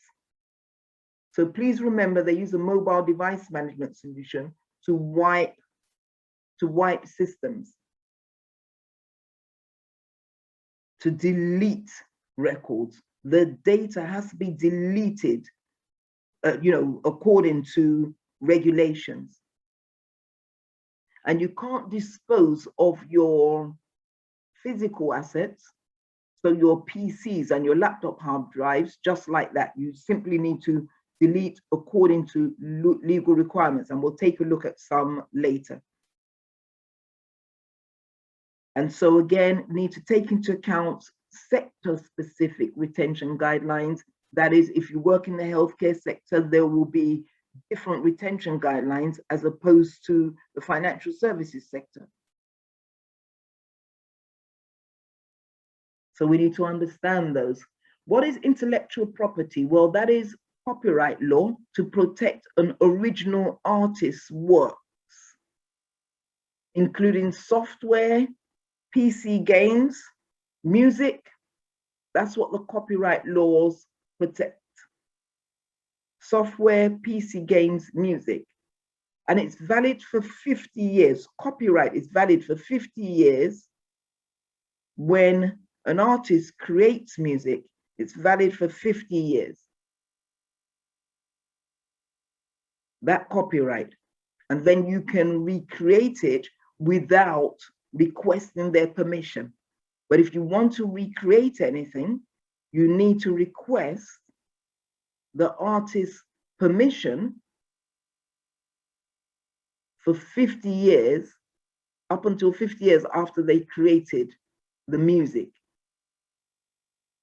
Piracy, that is the unauthorized use of copyrighted works. That is referred to a copyright breach. Trademarks is to pass off work. When you're breaching a trademark, that means that you're passing off the work as if you created it. That is a breach of a trademark, where you're passing off the work as if you created the work. Patents. What is a patent? Microsoft and Google are always at each other's throats when it comes to patents. I'm not sure if any of us read about, I mean, Microsoft has been asked to pay Google, or Google has been asked to pay Microsoft millions and millions and millions, because there's always this question about who owns the patent to the software in question. When we're talking about e-forensics, any evidence about an incident has to be relevant. It has to be relevant to the incident. It has to be material, that is substantial, and it has to be competent, and as in that it has to be provided by an expert. So not sure if I don't remember actually who mentioned the expert witness there, but whenever a company is taking a cyber criminal, or like in the case of Morrisons, that contractor, to court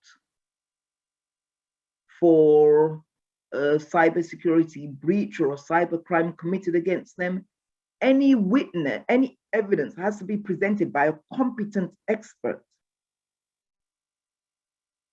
If the CISO is not competent enough in that area to present evidence, like I said earlier, I'm not competent with regards to malware analysis and things like that. That's not my area of specialism. So it would be no good to an organization to require me to go and present evidence against someone who's, hacked into our systems. It has to be presented by an expert witness. And I can't be an expert witness when it comes to malware breaches, because that's not my area of competence. And there's no shame in saying that. So for evidence to be admissible, it has to be relevant, it has to be material, it has to be presented by a competent professional. And then there are different types of evidence: oral evidence, documentary evidence, testimonial evidence. So oral evidence is where you're giving evidence verbally, documentary where you're giving evidence by writing a statement, and then testimonial evidence where you were actually there and you witnessed what happened. So you're giving a testimony of what actually happened. And you've got the chain of custody or chain of evidence, which I mentioned earlier, and let's just, we'll talk about that in a moment. So here's admissible evidence. So we've got different admissible evidence. So anything breach of regulations, we've got the Federal Rules of Evidence in the US, we've got PACE, Police and Criminal Evidence Act, Civil Evidence Act UK. So if you're interested in digital forensics or forensics, e-forensics, then the first thing that I'd suggest is that you actually go and view all of these laws. Now, if you're going to present digital evidence in a court of law, there must have been no change to the data if to be relied upon in court. You can't have changed the data if you're going to rely upon the digital evidence in court. Only a competent person can access that original data. And then there needs to be an audit trail of access to be retained. But let's now talk about the chain of custody. So what happens if you say, okay, we've had an incident, we've had somebody's computer where we found terrorism material on it. That terrorism material must not be altered. It must not be accessed by anyone in the company unless that person is a competent person. So the first thing that you do once an incident has been declared that we found terrorism material on this computer is that the computer is taken out of service. The computer is taken out of service, and then a competent person is required to set up a log, create a log, open up a log, And then they're now required to take a bit image. That is an image.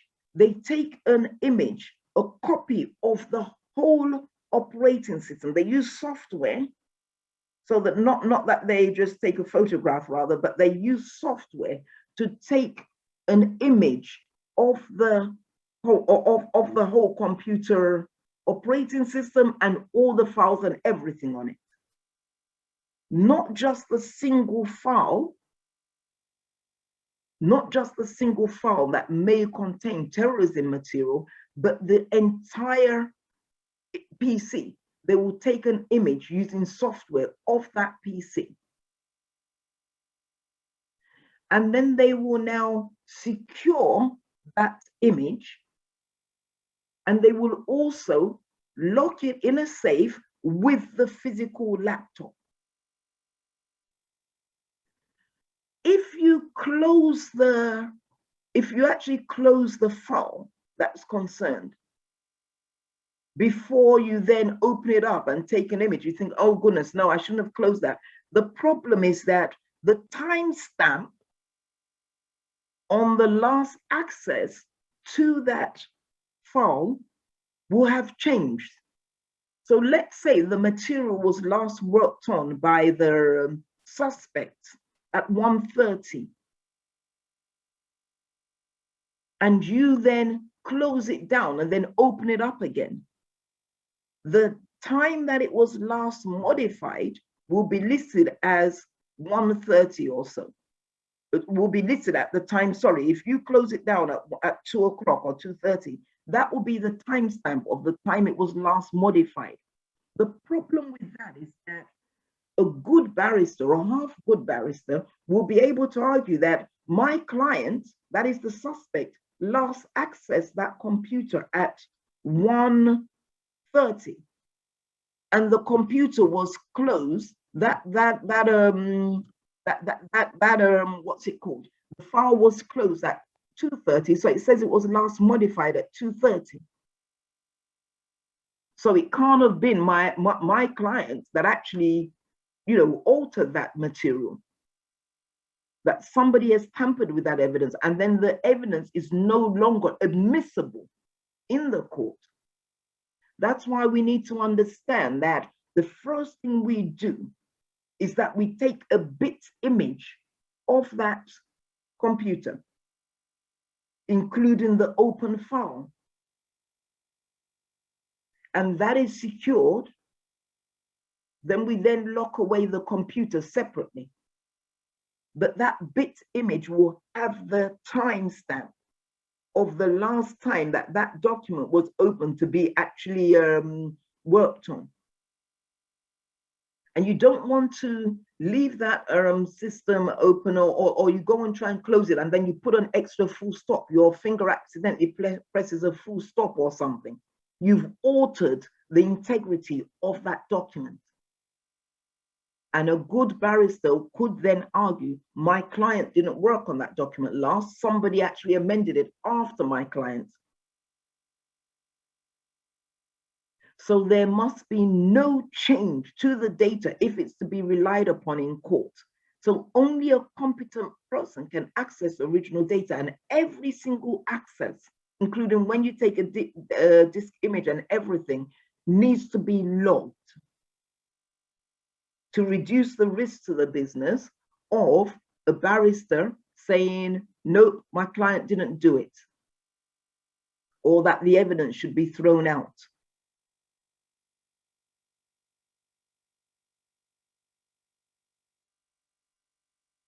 So what are digital signatures?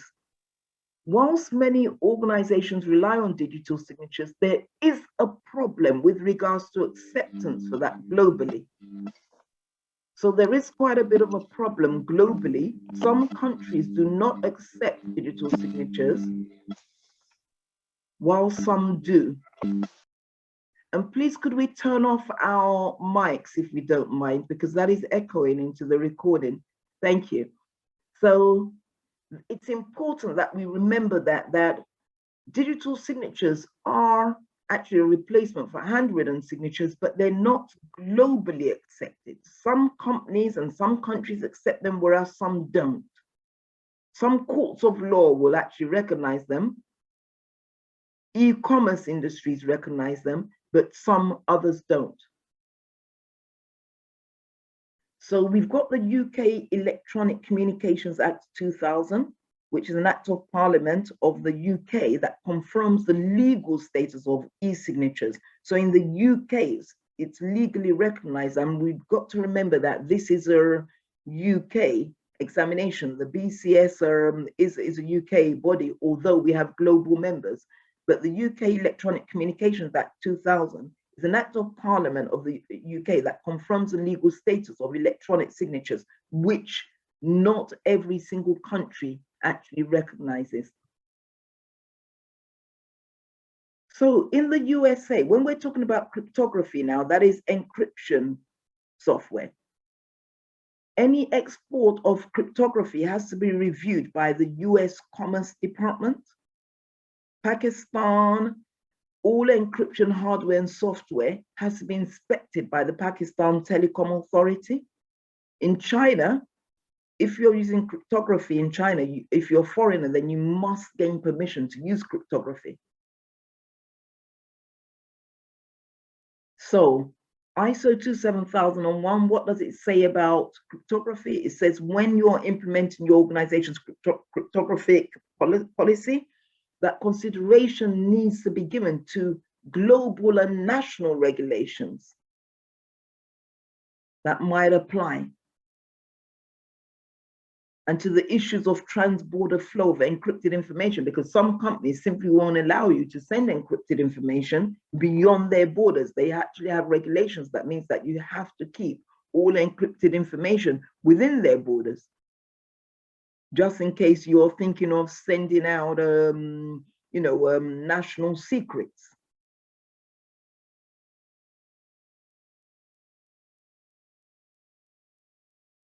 So how can you certify your information security management systems to different standards or products? Now you've got ISO 27001, which is about information security. ISO 27005 is about risk management standards, but you can't actually certify. And what we'll do is we'll take a look at ones that you can certify and one that you can't be certified against in a moment. ISO IEC 15408 is the common criteria, and that is product certification to recognize standards, where software is certified to recognize standards.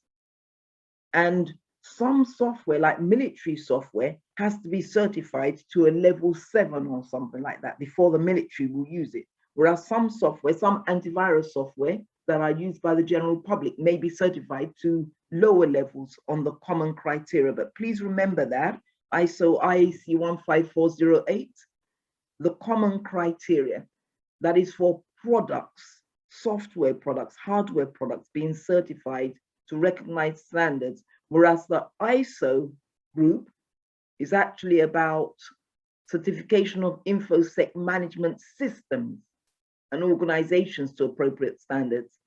But products is ISO 15408. We've got other technical standards, Internet Engineering Task Force, IETF, Request for Comments, Federal Information Processing Standards, FIPS, NIST, European Telecommunication Standards. So those are all different key technical standards. ISO 27000 series, which is about information security management. You've got ISO 27001, information security management systems, and you can be formally certified to ISO 27001, whereas you can't be formally certified to ISO 27002, which is simply a code of practice and an advisory document. You cannot be certified to this, but for ISO 27001, that is about certifying a firm's information security management system, policy, strategy, and all of that. ISO 13335, that is on guidelines for the management of technical security, rather than your information management, InfoSec management. systems and processes and policies. 1335 is about technical security. ISO 2000 ITIL, so 2000, that is ITIL, Management of Information Technology Services. So help desk services, software delivery, what else is there? Service level management, financial services management for IT. So there are different standards under ISO 2000, ITIL, IT Infrastructure Library, that stands for. Then you've got ISO 23001. So again, note just these numbers on what they stand for. You won't be required to calculate anything, but ISO 23001 is a standard for business continuity management, whereas ISO 15408 InfoSec product certification, which is common criteria, as I said. Standard certification. So when you want to become accredited or certified according to standards, then you're usually required to have or to hire an external auditor by the accrediting organization. So if you want to become accredited to the ISO standards, then you need to be accredited by an auditor. If you want to be accredited for PCI DSS, then you need to be accredited by a PCI DSS quality assessor. PRA, FCA, they require certification to certain standards, and penalties are issued, such as fines or public sanction. Regulators, global regulators, require certification to certain standards, and they do issue penalties for breaches. Again, PCI DSS aims to reduce credit card fraud for credit card merchants. Common criteria for infotech security evaluation criteria. So I've said that before, and I'll say it again. ISO 15408, independent testing and product certification. Harmonized US Rainbow Series, Orange Book, and European ITsec. So there is a harmonized book here, common book, US Rainbow Series, Orange Book, and then the European ITsec. There are 7 levels of assurance, EAL1 to EAL7. EAL1 is the lowest, and EAL5 to 7 is actually the minimum standard that products need to be developed to if they are going to be used in the military or in government. So EAL5 to 7 for military and government settings. So product, software, PCs that are going to be used by the military or by the government, they would need to be submitted to the accrediting body for an assessment. So let's say Microsoft releases a new security software. They would need to submit it. If they want it to be used in the military and in the government, they would need to actually submit it to an assessing body that can ensure that it has been developed to EAL5 to 7 standards. And if it hasn't, then it will not pass, and it will not then be adopted by the military and government. Now, let's talk about awareness training, because this is also a career. I mean, you could be a trainer within firms where you deliver awareness training, although many firms in the financial services sector, for example, have mandatory training every year, but they use software for it rather than having trainers go from, from team to team to deliver training. So awareness training mitigates social engineering. It reduces the risk of social engineering. So again, if you're ever asked what reduces the risk of social engineering is where a caller rings or speaks to a member of staff and entices them to change, to provide them with unauthorized access, basically. to the system. I spoke last week about an incident whereby an auditor rang up our service desk in a previous workplace, and they spoke to a new person and said, "We're the CFO. Can you please set up an account for us? We need to access XYZ." So awareness training reduces the risk of somebody actually social engineering, conducting a social engineering attack against your users. I've seen once in a while these surveys where you have a social engineer, someone pretending to be an attacker, just literally going around on streets and simply saying, "Oh, would you give me your password for a bar of chocolate or something? Or would you give me your password for an Amazon voucher?" So that is what social engineering is, where they entice someone to reveal information to enable them to gain unauthorized access. When you're delivering or preparing awareness training, make sure you keep the training interesting and relevant. Relevant to the risk that the business is facing, relevant to the industry, relevant to the sector, relevant to the department, relevant to the personnel. So if you're training, so you need to tailor your training. Make sure that you're not training the senior management team with the same slides that you're training your facilities staff with. There may be some subjects which are cross-relevant, but you need to make sure that you tailor. So when you're talking to the board, training the board, you're training them on risk acceptance. You're not training them on different cybersecurity tools because they don't need that. So we keep the training interesting and relevant. We maintain training records. By law, we're actually required to maintain training records in some environments. And then we also evaluate the training using surveys and talking to people. Was the training effective? Was it comprehensive? Did it actually cover everyone's needs? Was it relevant? You ask people after the training, was this training relevant? I'll ask a few of you that question soon. Is this training relevant? Is it interesting? Does it meet your needs? Is it comprehensive? Is it broad?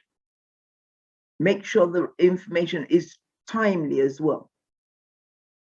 If you detect that around the holiday seasons, June, July, August, that a lot of staff tend to fall for phishing tests, whereby, and that is phishing, phishing tests, where the CERT or the SOC will send out phishing emails to try and see how many staff members take the bait.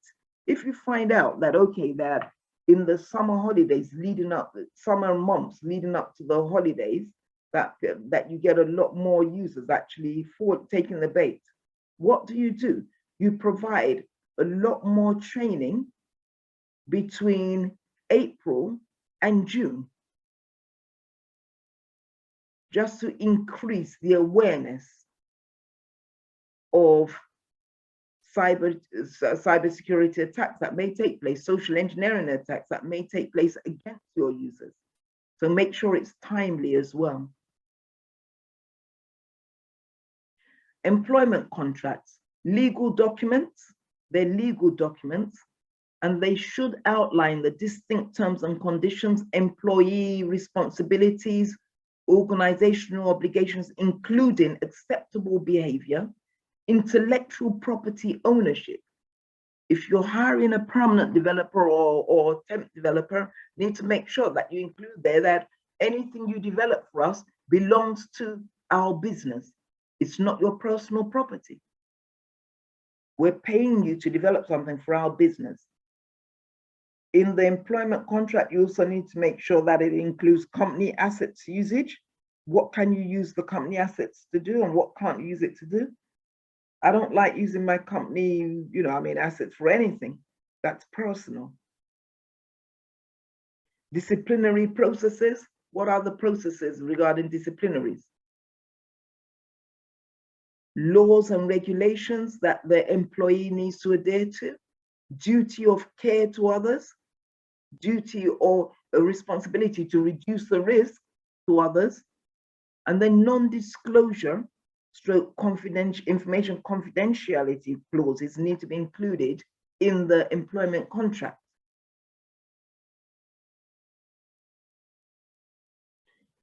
What is a code of conduct? That is our information security obligations regarding ethics. How do we behave around here? How do we conduct ourselves around here? What are our values? So codes of conduct, remember that. Information security obligations regarding ethics, regarding hospitality, gifts, inducements, and bribes. I remember once I was working, as a CIO, head of InfoSec somewhere, and this company was saying to me, okay, we'd like to take you to lunch to discuss, not to lunch, to Arsenal, because then I used to watch football a lot. I used to support Arsenal, and they were saying, we want to take you to Arsenal football ground to discuss this issue that we've got with our financial leasing contract. And I said, no, even though in some cases a company may say, okay, that you cannot accept lunch worth over £5 or gifts over £5, but I just can't be bothered to start explaining, that my gift was over £5 or it wasn't. So I just simply say, no, thank you. I don't want, that gift. I don't want that inducement, because once you accept that gift, then you may feel compelled to actually do something to favor that company.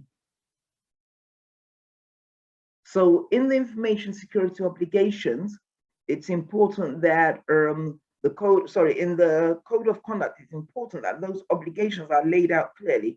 Ethics, hospitality, gifts, inducements, and bribes. Then the confidentiality and integrity and availability of data, that needs to be stated there. These are your information security obligations.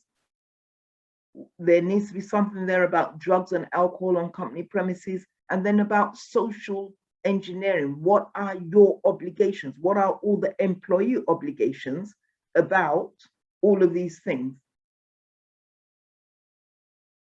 Acceptable usage policy and HR. So HR issues the acceptable usage policy, not InfoSec, not IT.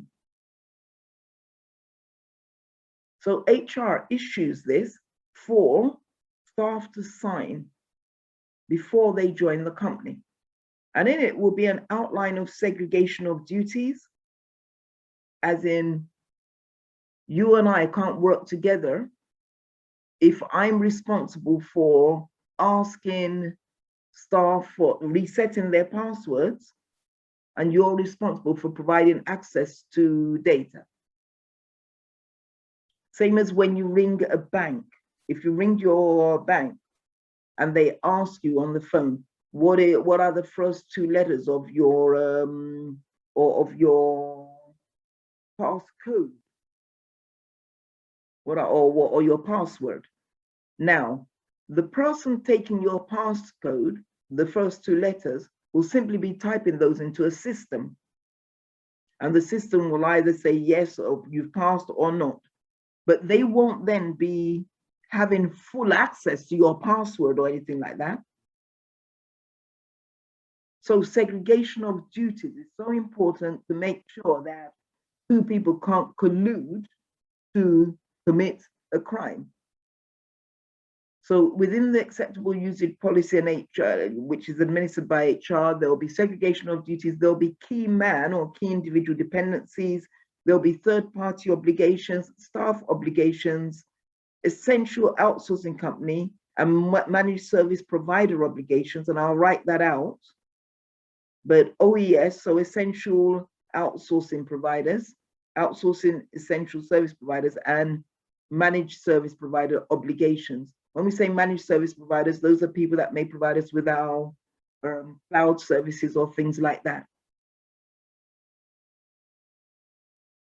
So all of these are then signed up to by employees. Employees sign up to say, yes, I will not use our systems beyond this. Let me just take a look at the chat window. Any questions there? No questions. What about the log? There's a question. What about the log trail and system access? So what did that question relate to? So The audits. Audit. Yeah. I mean, so the log trail of the system access will be logged. I mean, so that will be reviewed. That will be reviewed and stored and retained. So that's why I say I'm not sure about that question. The log trail, yes. So there will be an audit trail, and that is always contained within the SIEM. Yeah, exactly, within the SIEM, which we mentioned last week, the security and incident and event management system. That will always be contained there, and an auditor will review that when they're conducting their audit, just to see if anyone's actually, gained unauthorized access, and it hasn't been noticed, it hasn't been picked up by information security that are meant to monitor that. So they could ask questions. Okay, so you've got the, oh, you said it's about the lawyer representing his or her client that has violated company policies. Yes. So the log, the trail will be retained as evidence.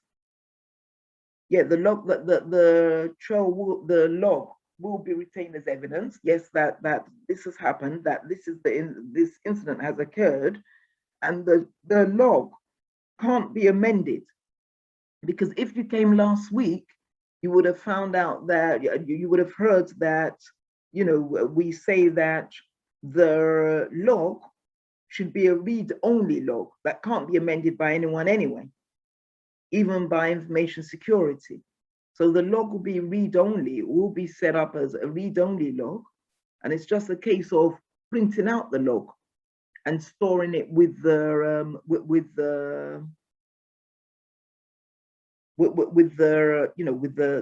documents. Yes. So I understand what you're saying. Let me just actually stop this recording, and we just take a 15-minute break, and then I'll answer your question there. So let me just pause for him. It's a segregation of duties and key man dependencies.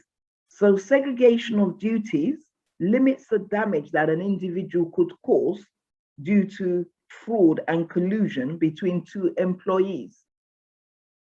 So in organizations, we often recommend that developers should not test software in a live environment. And we also mentioned the previous example just now about a a bank's customer services advisor not gaining access to the backend database that contains each user's passwords, which will be encrypted. So we segregate duties so that the person asking you for the first two letters of your password doesn't have access to the database that has your encrypted full password. So we segregate duties to limit the damage an individual could cause due to fraud and collusion between another employee. And we don't allow our developers to test software in the live environment. We also make sure that we limit our key man dependency, that we don't allow ourselves to be dependent on any one individual because of the risk of disgruntled employees. Remember last week, for those of us that were here last week, that I mentioned a contractor that came to interview, and he mentioned that he had his last act, because he was annoyed with how they'd handled these payments, was to simply lock them out of their administrator accounts. And the Morrison event also occurred from a disgruntled employee. And I believe Tesla may have also been hit by a disgruntled employee last year at some point. So that risk whereby we actually segregate duties, so we don't give one person access to everybody's details. And we do our background checks as well. But segregation of duties is very important to limit the damage an individual could cause if they were to collude between with another employee. I've talked about this, third-party providers, vendor management. We have an onboarding questionnaire. We conduct an annual review, send out an annual questionnaire with limited questions so that we initially sent out, containing questions about their vulnerabilities, their threats, how they remediate their critical, high and low vulnerabilities, how often they conduct staff training, make sure in the contract we include the right to audit physically or to review a SOC 2 Type 2 report if they have one of those. User access controls, we've talked about these last week. So passwords, tokens, biometrics, chip and pin, multi-factor authentication. I mentioned that type 1 authentication is what I know. So type 1, information that I know. Then type 2 is information that I have, or something that I have rather, a token or a smart card to authenticate myself, or a password. Type 3 is our biometrics. Identification, we talked about this again last week.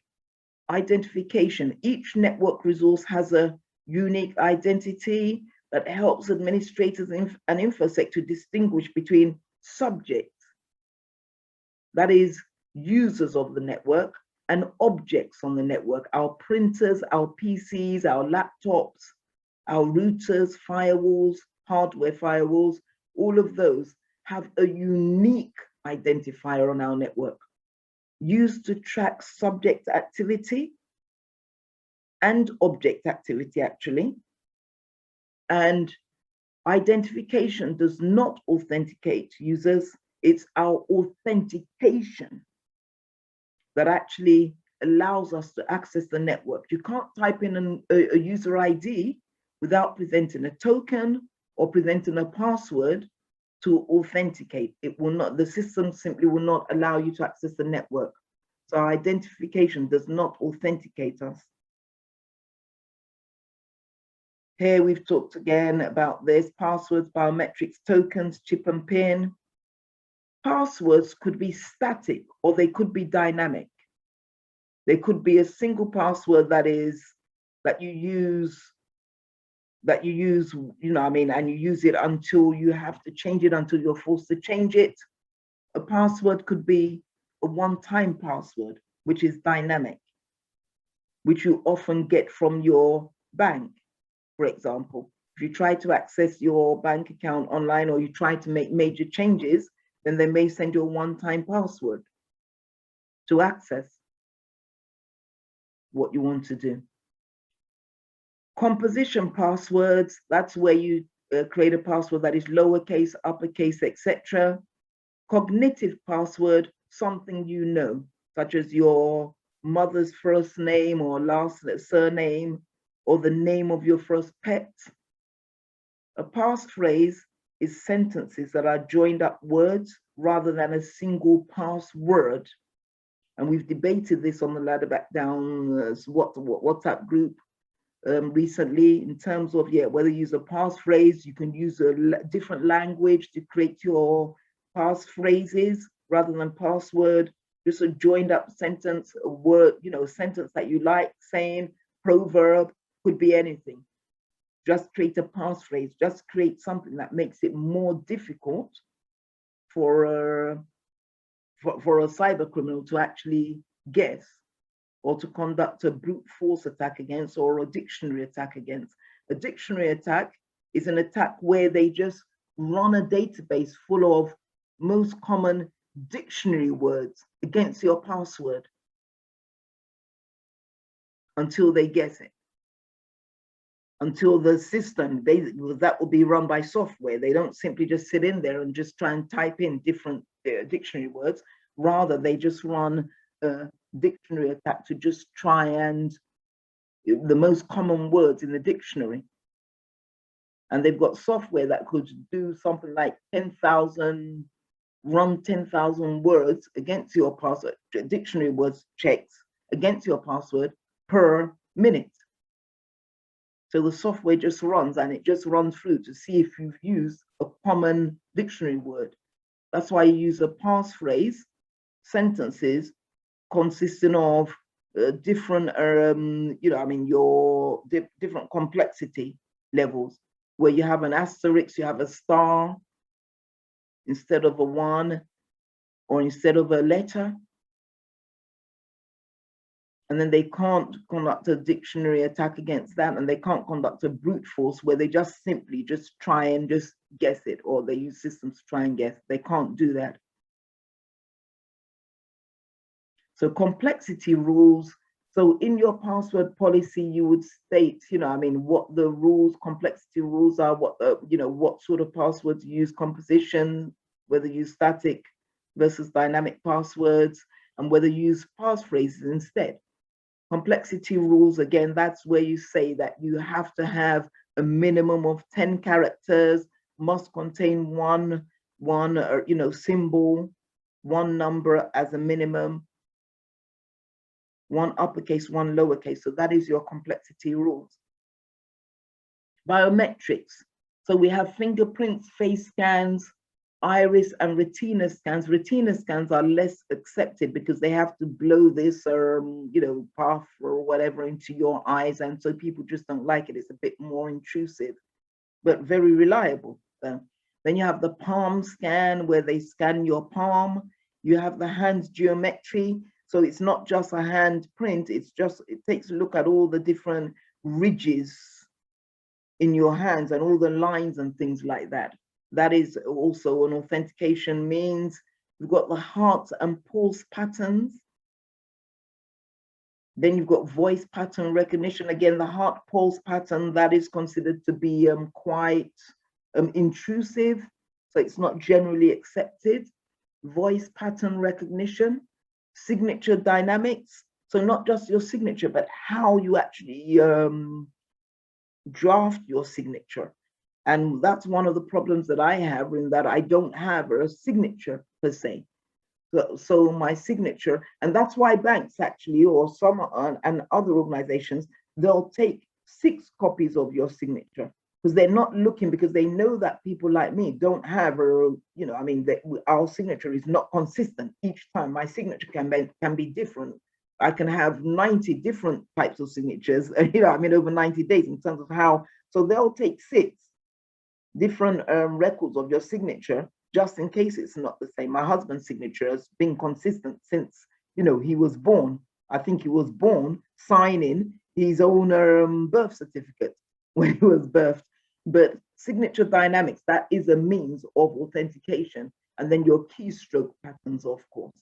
And that is not your keystroke where they actually log the keys, but the patterns, how you type.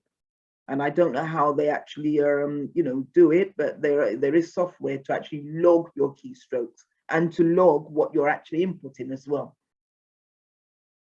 Now, what is our false acceptance and false rejection rate? Well, false acceptance rate is the likelihood that a biometric security system will incorrectly accept an access attempt by an unauthorized user. So it's falsely accepted a user that should have been rejected. So it falsely authenticates a user that shouldn't have been accepted. And false rejection rate is the likelihood that a biometric security system will incorrectly reject an access attempt by an authorized user that should have been accepted. So when firms are considering a biometric solution, they'll be considering what the FAR and the FRR is, what the false acceptance rate is and what the false rejection rate is. So we need to actually just familiarize ourselves with this term as well, or both terms. What a false acceptance rate is and what a false rejection rate is. False rejection incorrectly rejects. False acceptance incorrectly accepts. So when considering retina scans, these are the most secure, although disease may change the retina and most people don't actually like that retina. Signature dynamics, that is the least secure authentication method, really.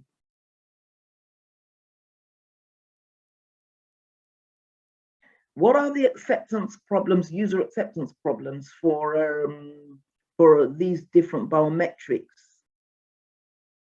authentication methods? So fingerprints, palm scan, hand, and all of that. Well, a lot of people don't like doing those things, particularly after COVID, you know, I mean, in terms of putting your finger and your hands on a scanner, you know, so dirt sanitation.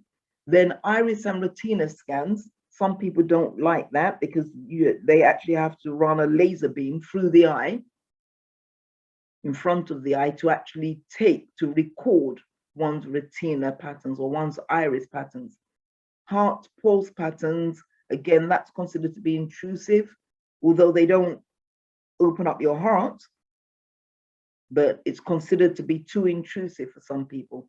Voice pattern recognition, then there's the issue of background noise that can distort one's voice pattern. Signature dynamics easily forged, and some people's signatures change, whereas some people's signature has never been consistent anyway, like me. Keystroke patterns accuracy.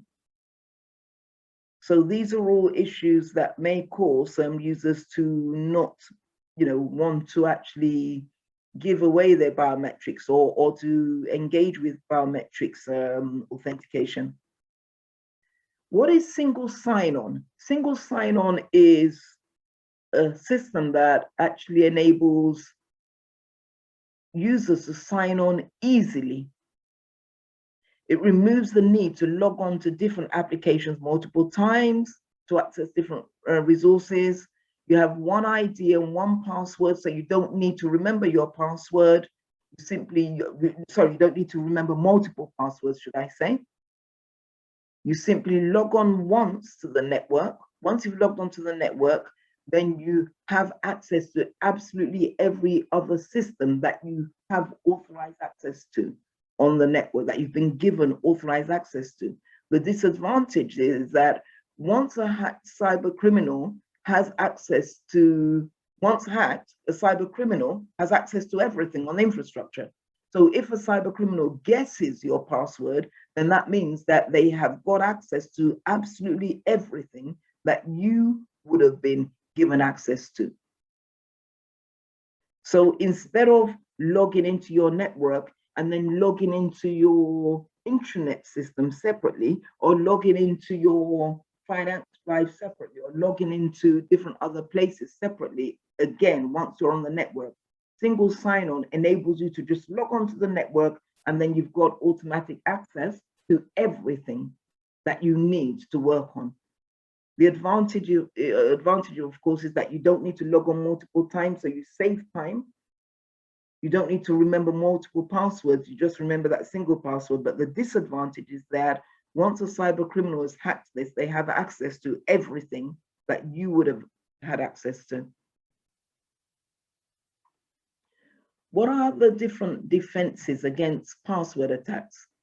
Where you've got the user access authorization, you've got the warning banner that you may have on your PC in your workplace that simply reminds users, do not share your passwords. Do not share your passwords. Make sure you do not share your passwords with anyone. Protect it as much as you would protect your debit card. So complex passwords or passphrases are also defense against password attacks, making sure that passwords are not reused. So some firms will, when you're required to change your password, they say you can't use the last 5 passwords that you've used. So retaining that password history, that is a defense against password attacks, where you're asking people to keep on, changing their password every 3 months or so, and they can't use the last password that they used until they've changed it in 15 months' time after five times of using that password. Another defense is to suspend access after a number of unsuccessful login attempts, such as after 3 unsuccessful login attempts, so that if anyone's trying to guess your password after 3 attempts, then access is suspended. Login and awareness training. So logging is a defense against password attacks, because you log, you see how many people are trying to access your infrastructure with the incorrect password. And if you see that, okay, that someone's tried to access your network using the incorrect password 3 times, then you may actually contact them and say, are you having difficulty? Was it you trying to log in? So login and awareness training. And sometimes in firms, they tend to actually have this policy where they say, okay, after 3 unsuccessful login attempts, the system actually allows you, it locks you out, it suspends your access after 3 unsuccessful login attempts, but then it automatically resets after 15 minutes. The problem with that, of course, is that if someone's trying to guess your password, they could wait for 15 minutes, try again, get locked out, wait for another 15 minutes, try again. So it's better to simply suspend and wait for the user to actually make that contact to say, I haven't been able to access, I've typed in the wrong password, or for them to send a request to say, I've been unable to log in. So logging is a defense against password attacks, and awareness training as well. Ensuring that as soon as a user leaves, their account is actually suspended or disabled immediately. And that works well where you've got a sufficient starters, movers, and leavers process in place, where as soon as someone hands in their notice, as soon as an employee hands in their notice, their line manager knows to contact info to say that this user is going to leave in 3 months' time. If their notice is 3 months' time, this user is going to leave in 3 months' time, which means that IT can then set something on that user's account, simply saying, which automates the lock-in places, the lock-in process, or the account suspension or disabled process, where they simply put into Active Directory account to be disabled on XYZ date. And it then automatically disables the account on the day that they leave. And if they then don't leave, if they change their mind, then it's just a tick box that needs to be changed in Active Directory. And again, another defense against password attacks is to suspend or disable the account when the account is not going to be used, or it's not used for an extended period. If the person has gone on, if you know that the person is going on maternity leave or paternity leave, then you can suspend and disable in advance, because their line manager should know to let InfoSec or IT know.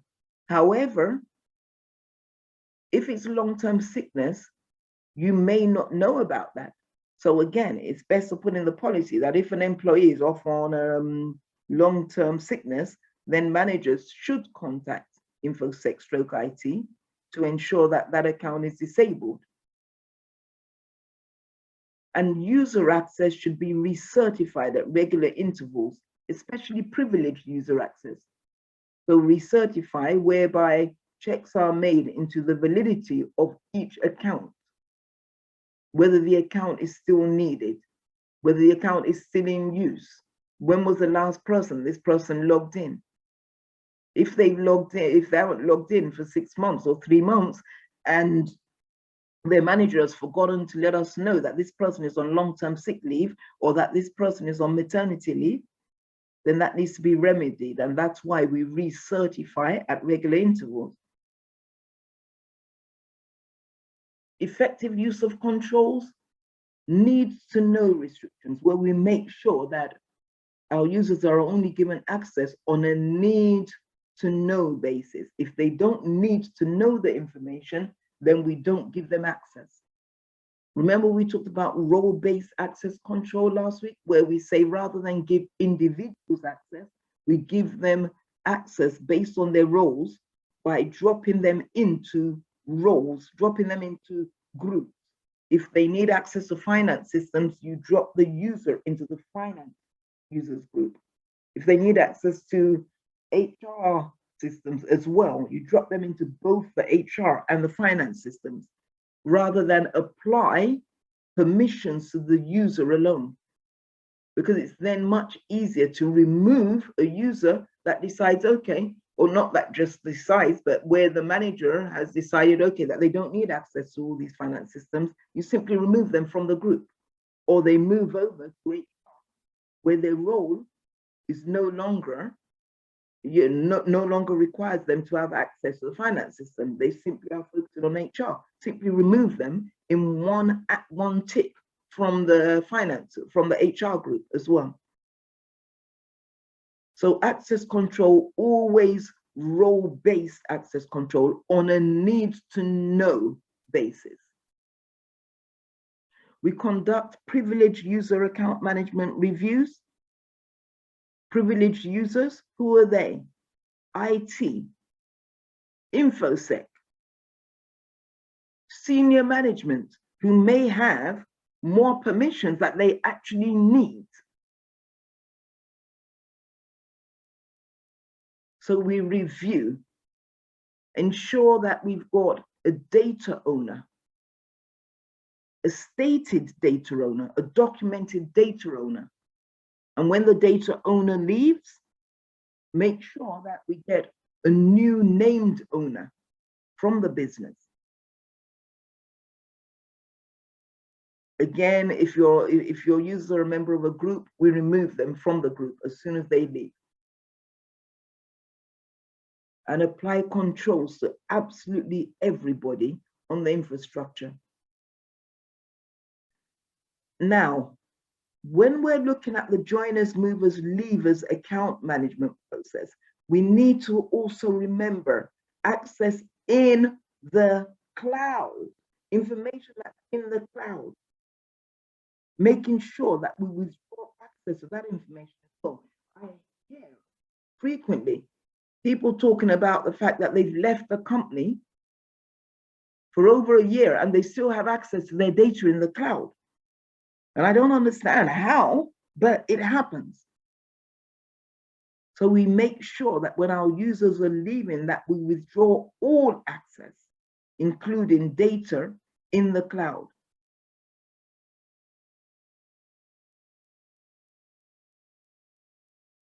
So role-based access control, the role is, that is about applying roles based on applying controls and access based on the role or the job description of the employee. And then role groups are actually created by the systems administrator, and they're easy to administer, to test and audit, because you're looking at a group rather than looking at individuals. If you have a group with 1,000 users or thousands of users, global finance team or global payroll team from the different branches across the globe, it's easy to administer that group. I mean, because you simply just include people and then you remove them when they're no longer required to be there.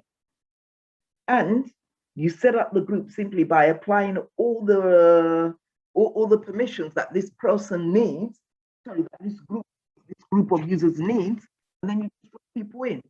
And it's easy to test for an auditor because they need to focus on that single, all they need to do is focus on that single group and no other users. They focus, they check and make sure that the group has only the permissions that you've assigned, only the permissions that the group needs to have. And then they just audit and make sure that everyone in the group is meant to be there. But if you don't have that role-based access control in place, they need to audit, you know, all those users to make sure that they've got the required permissions. Access controls administration, simply add new users based on their role. You can amend the user's permissions. And sorry, let's just make one thing clear. So we may have users within multiple groups, doing multiple roles. And you may have some users where they're in multiple groups, but then they also have a permission that applies to them only. Like the CFO, maybe in the finance group, maybe in the senior management team, maybe in payroll, maybe in purchase ledger, maybe in bought ledger and all of that. But then they may have one role that only they can perform. And that permission would need to be provided to them in one document that only they can actually access. That permission would need to be applied to them separately. But that doesn't remove the need to apply them to the relevant groups for us and then apply any exceptional permissions to that single user. So we add new users, amend users, disable users, recertify the users to make sure that they're actually meant to be, that they've been given only the permissions that they need to have. We audit users and we make sure that we remove dormant accounts. So many Active Directories, so many companies have dormant accounts that have been in the directory for years, where the user should never have remained on the network. In many cases, they're disabled, but sometimes someone can go in there and accidentally enable them again, re-enable them. Especially where you've got a common name with a common surname with multiple staff. They can accidentally re-enable a John Smith account, for example. So you remove the account rather than simply disable the account. Information classification. This defines the effort needed to secure different levels of resources. So all resources are labeled, uses an evaluation criteria to determine the value or sensitivity, and the owners classify the resources. So I mentioned all of this morning. What is the purpose of information classification? Again, I think I mentioned this morning, but I just read for a cover slide. So users understand the importance is that, and the purpose is that users understand the level of confidentiality and they understand their own obligations to maintain that confidentiality. If the information in that document is sensitive, then they know to not go and share that information with anyone or secret. Users need to understand from the information classification policy how to safely use the information. IT needs to understand how to protect and dispose of the information, and users also get to understand the value of the information to the business. If it's secret or top secret, say you're in the military working for the Department of Defense or something, and the information has been classified as top secret, then users of that document will understand that this is a valuable piece of information I'm working on there. So military classification, official secret, top secret. Business classification, we've got public, internal only, confidential, highly confidential, and some organizations will have different, different terminologies or labels for their classification of their documents. With classification controls, labeling is mandatory. It's vital, it's compulsory that our different information assets are labeled. Then we've got physical classification controls such as safes, locks and keys, and then logical controls such as passwords, multi-factor authentication, etc. We've got access controls as well. Retention policy, that is the classification control. We've got printing restrictions. We can actually restrict printing of documents by user. We can restrict printing by time. In Active Directory, simply say, okay, between XYZ hours from 5 o'clock till 9 a.m., 5 p.m. to 9 a.m., these users or this user cannot print anything outside of work. So you can apply those controls. Transport, postage restrictions, any secret or sensitive documents cannot be posted by simple first-class mail, can't be transported, or can't be sent out using a, any courier. You could say that it has to be sent out using this highly secure courier organization.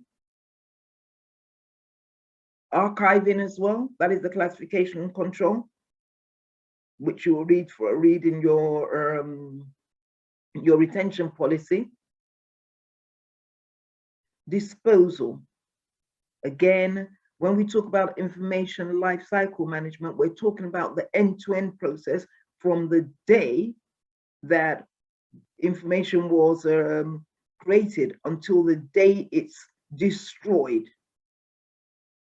disposed of, destroyed. And the data lifecycle is not completed until the data is actually destroyed.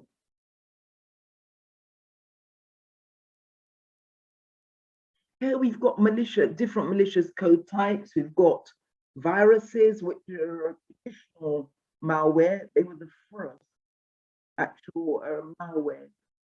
And they simply get installed on one computer and they stay on that computer basically. Worms are self-replicating. That is, once they get onto your computer, they can replicate across your network. They can replicate across your network onto unpatched systems, including ransomware.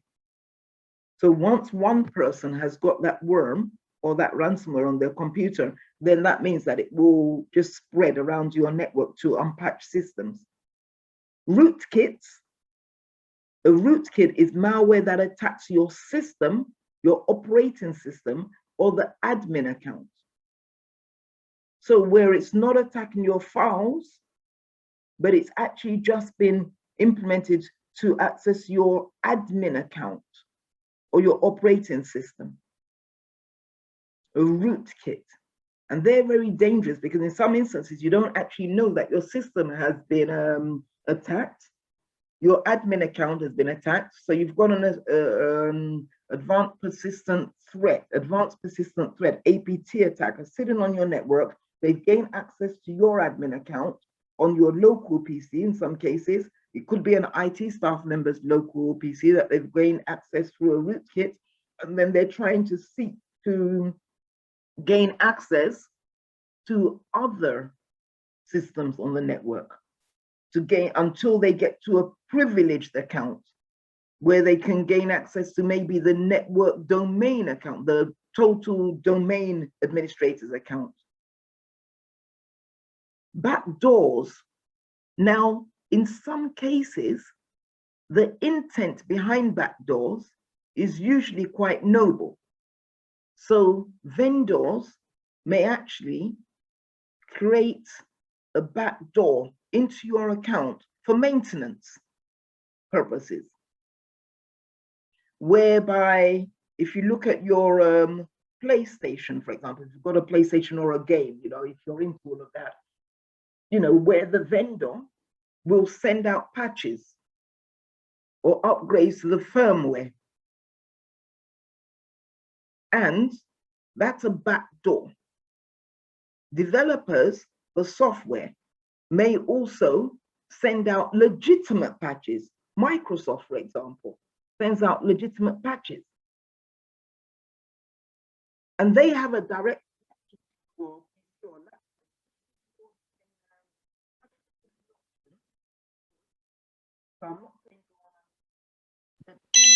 anything. In your Windows Update settings in Control Panel, you have the automatically download and apply patches to your system. And they've configured it to automatically apply those patches so that you don't forget to apply patches. If every user were to be required to patch their own systems, we'd have a lot more malware out there.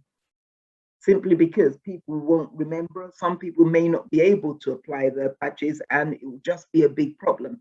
So the reason why backdoors exist is for a noble cause, except criminals could then access your PC or your network through those backdoors. Then we've got spyware. Spyware is cookies, except that provides information to advertisers. So when you see that slide, whenever you log on to the site that says, would you like to accept cookies? You could actually say, I will only accept necessary cookies. You could select the necessary cookies, only the absolute necessary cookies. But if you simply click accept all, thinking what's the harm? Well, of course, that's how advertisers obtain information to target you. That's why when you log on to a site, a website, an e-commerce site, you then see adverts that are related to what you love to browse because of the cookies that you selected the last time. So make sure that whenever you see a site that and it says, would you like to accept cookies, just simply say just the necessary ones. What is a Trojan? That is something left by a disgruntled employee or by hackers. They can install a Trojan in a software that pretend, like you press this, and you then run the software to install it, and it actually contains an actual malware, malicious code. So a Trojan is a disguised malicious software, and it's usually the weapon of choice for disgruntled employees or hackers. But it is software that is purported to be real. You can buy the software from a development firm, and it's already been infected with a Trojan. Active content.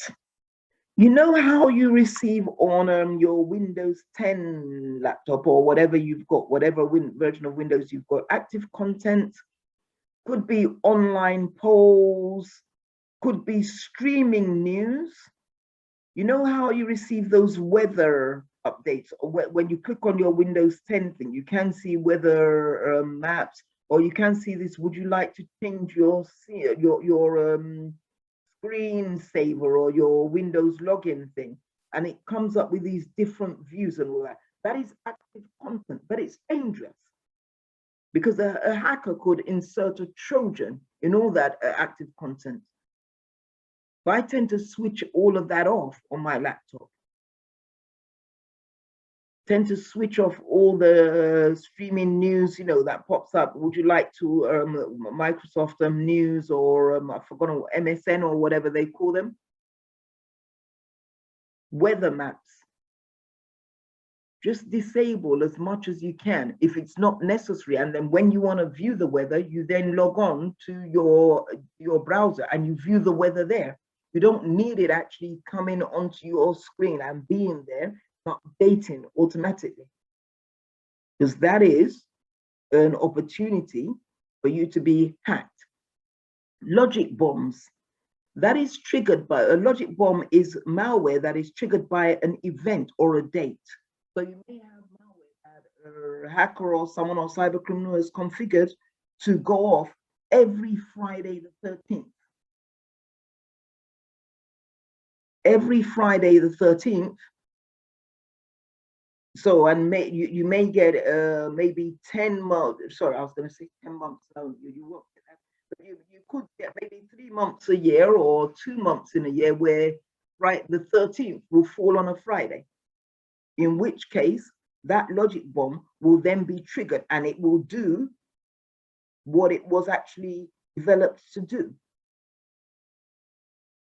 That is also something that it can be left on the network by this front employee that's been made redundant.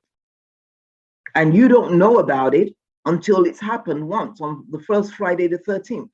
Could be 6 months after this person left. So that's what logic bombs are.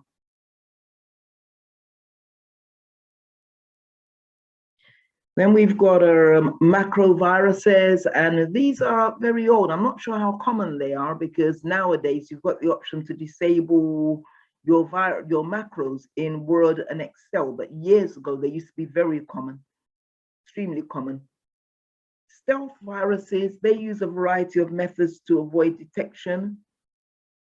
Polymorphic viruses, self-encrypting, self-duplicating. So they will actually encrypt themselves. So it's harder to discover these, harder to actually identify them because they encrypt themselves. They don't require even the developer to encrypt them. They've been programmed to encrypt themselves and they will duplicate themselves. I remember like a worm, similar to a worm, but I remember around 2001 or 2002 when I used to be working at one of the Royal Colleges. I remember at the time somebody created a worm and a self-duplicating virus, in which case it was called NIMDA, N-I-M-D-A, and we just could not get rid of it. The company had actually hired consultants to come in because we couldn't work for a whole week. They'd hired consultants and it just kept replicating.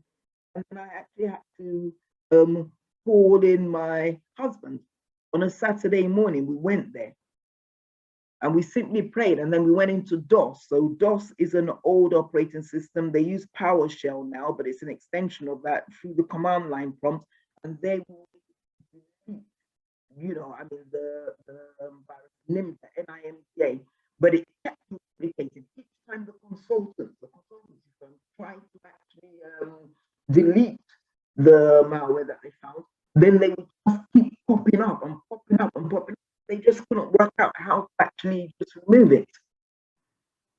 And a hoax, of course, as we know, is a fake virus. Zero-day exploits. Now, what are zero-day exploits? These are exploits or viruses that have not previously been seen. They're not previously known. So nobody knows about them until they actually occur, where they actually cause harm. So where they actually cause harm. Zero-day exploits. Is my microphone better? Your voice is going so low, then it's coming back high, going so low. We're not hearing what you're saying in the last two slides. Okay. Is that the case with everyone? Please, could everyone just quickly put in their could everyone just quickly type if they've had the same experience? Yeah, I know Timmy said that she also couldn't hear. Can you hear me now? Yeah, fades occasionally. What I'll do is that for the next week is that, you're saying that it sounds okay. What I'll do is that I'm going to try and change my microphone before next week. And as I said earlier, for those of you who hadn't actually logged in, whilst I'll send out these slides, what I'm going to do is that I'll send a link to these slides, but what I'm going to do is I'm actually going to sit and record all the slides with no questions. Also, Jill is saying it's still low. So let me just try and turn this up. It's actually on 100%. It's actually on 100%. So yeah, not sure what that is there. Could you kindly also check your settings to make sure that it's okay. So some people, engineer Effie, saying it's okay from their side. So kindly check your settings as well to make sure that it's that your settings are turned up. So zero-day exploits, very importantly, they're exploits that have not been previously seen or known. And your normal anti-malware protection cannot stop zero-day exploits for that reason. Because they haven't originally been seen or known, once they're released, it then becomes a race against time for the security vendors the anti-malware manufacturers to quickly produce a protection against that zero-day exploit. So 0 day is referred to as 0 day because the malware has not previously been seen or known about. It's the first release of that particular malicious software. So your normal signature anti-malware protection. So let's say your system has downloaded an updated database of anti-malware protection. It still cannot stop a 0 day malware because it won't have protection against that particular malware in its database. The only way, though, that some anti-malware, some antivirus software may be able to protect against a 0 day exploit is if you're using a heuristic or behavior-based anti-malware solution. What do we mean by that? So some anti-malware vendors, McAfee, Symantec, and all of those, they will actually have a database that not only uses signature-based protection, but also behavior-based protection, where they've actually configured their antivirus software to actually stop any incoming traffic that doesn't behave in a certain way, that appears to be suspicious. And then in that case, your anti-malware solution or antivirus solution will prompt you. It will say it has detected this system is trying this software or this file is trying to come into your network or your mailbox or whatever. So would you like to check it? And you can then approve it. So a heuristic behavior-based solution will check the software coming through or the data coming through or the email coming through, and it will block it until you've approved it. So that is the only chance of stopping a 0 day exploit. But in many cases, people say, oh, that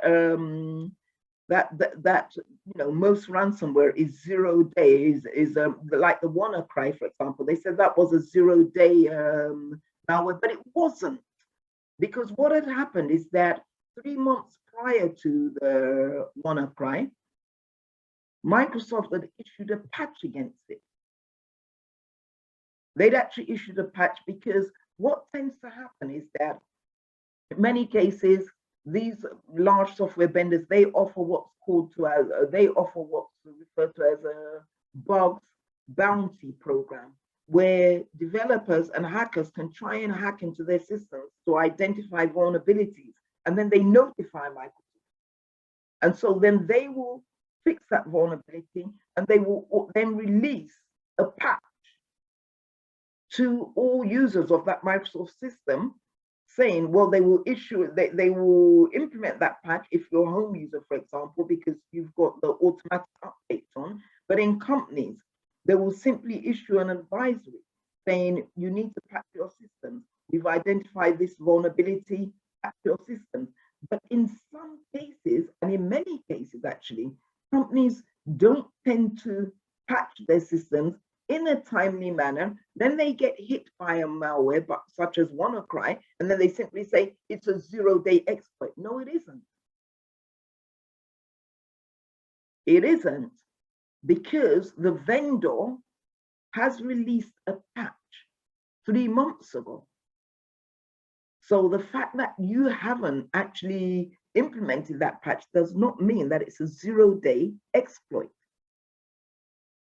But a 0 day exploit is malware that has not previously been seen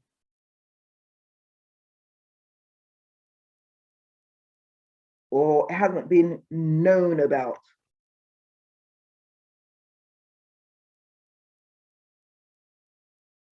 The worms, I've said, are self-propagating malicious code they replicate and spread through system vulnerabilities within seconds. Just take split seconds. Once those worms are out there, you can't put a lid on it. You simply cannot put a lid on it. Ransomware is just such a terrible thing.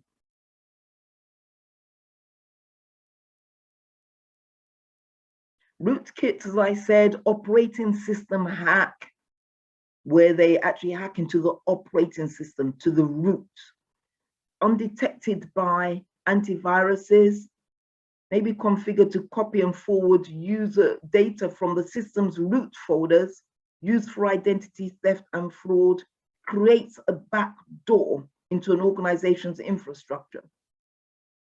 Because it's undetected by antiviruses, that's a big issue for some firms, by traditional antiviruses. That's why you have your monitoring in place. You also have your patches up to date.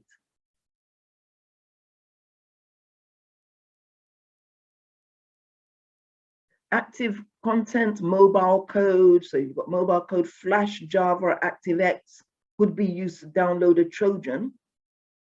You need to therefore ensure that the program file itself, the executable, is therefore trusted.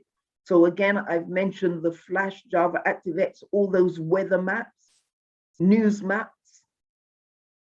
You could have that happily playing in the background. Yes, I want to watch MSN. So you, instead of typing, MSN news, you actually have that on your system where you can just click on it or you don't even need to click on it, where it's one of those tiles in your Windows boxes on your Windows startup menu. But that is actually a threat to your system. What are backdoors? So we just mentioned what they are, but authorized or unauthorized access, bypassing usually stringent controls. So again, remember I said that sometimes could be vendors with authorized access to your network, used by maintenance companies, used by developers for testing. Sometimes a developer may be testing the application, and then when they finish the program, they forget to actually close off that access.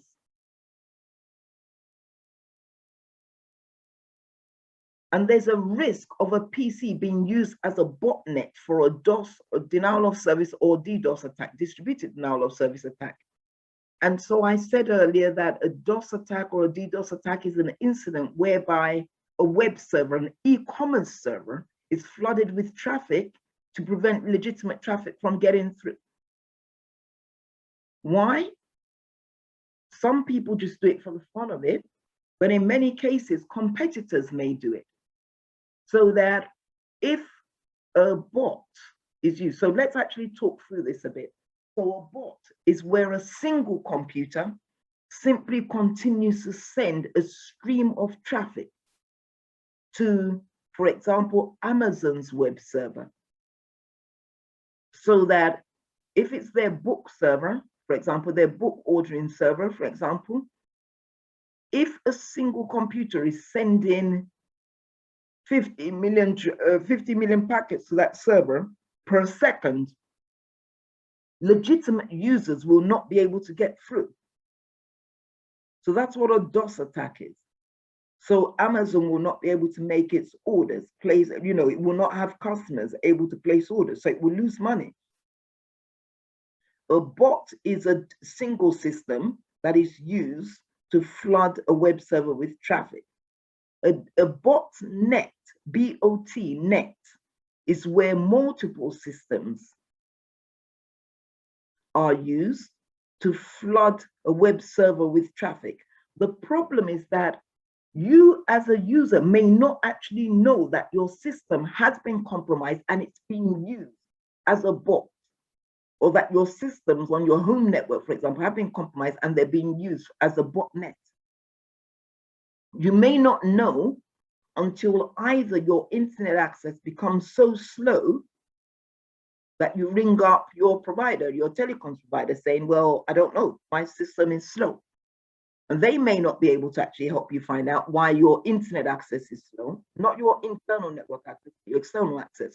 You may not know, or you may not know until you find that your email address or your router address has been blacklisted by a firm. So you send emails to a firm and you keep getting back a message saying that your message is not being delivered. And there's a certain error number, I've forgotten what it is, but then that will tell you, that your message has been, that your router has been blacklisted. And that's because it's been flooding the internet with traffic without you actually knowing.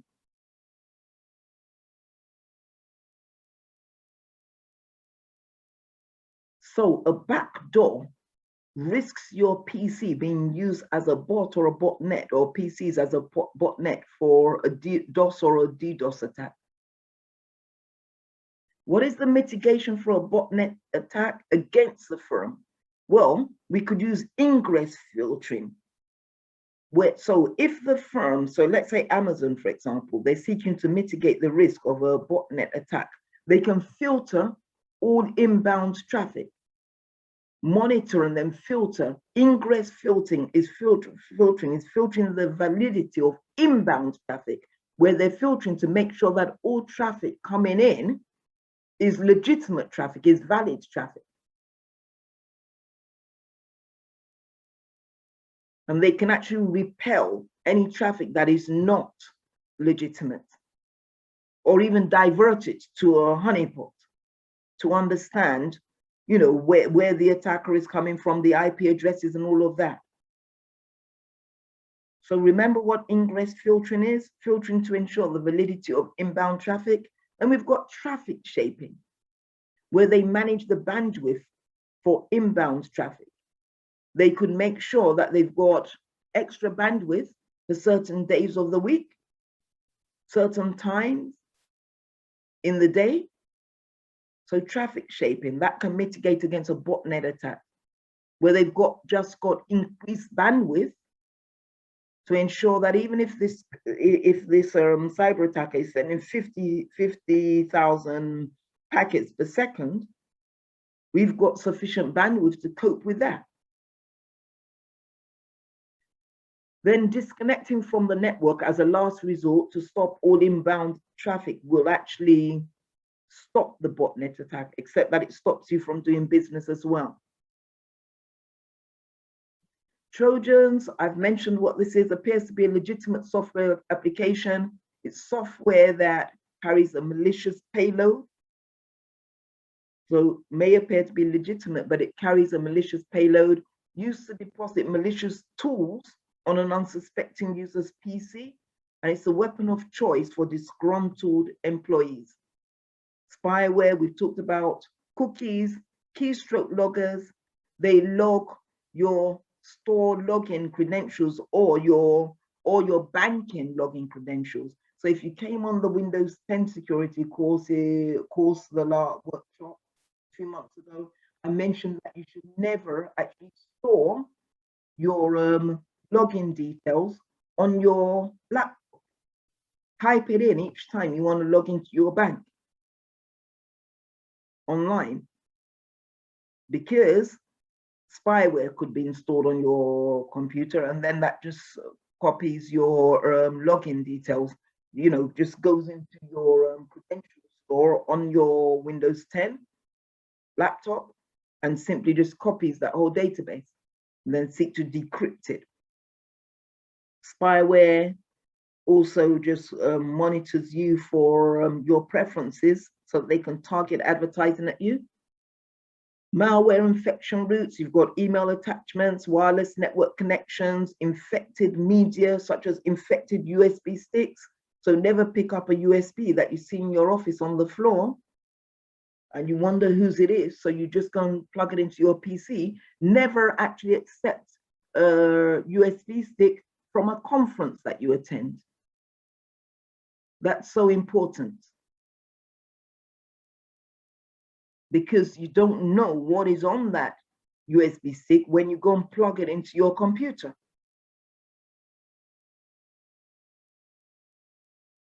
Then you've got your infrared ports, you've got your Bluetooth, compromised websites.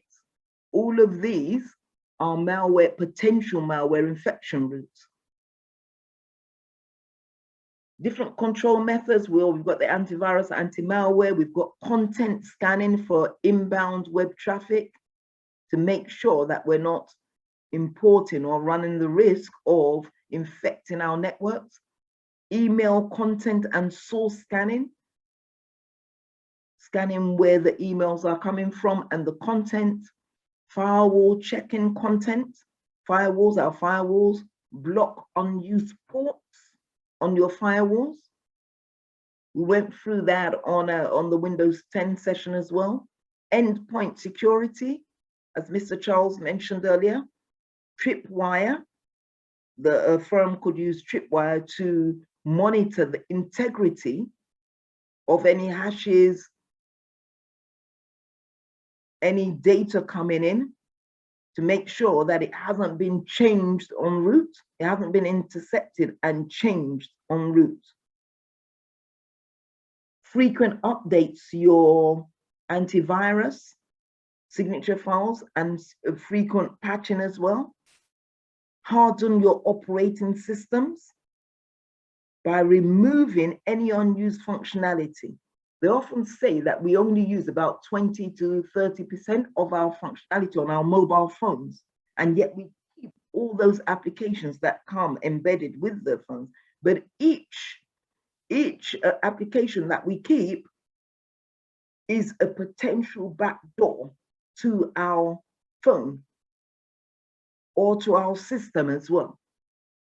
If there are tools on your system that you don't use, then remove them. Applications that have been bundled with your system that you don't use or that you don't need, remove them, uninstall them.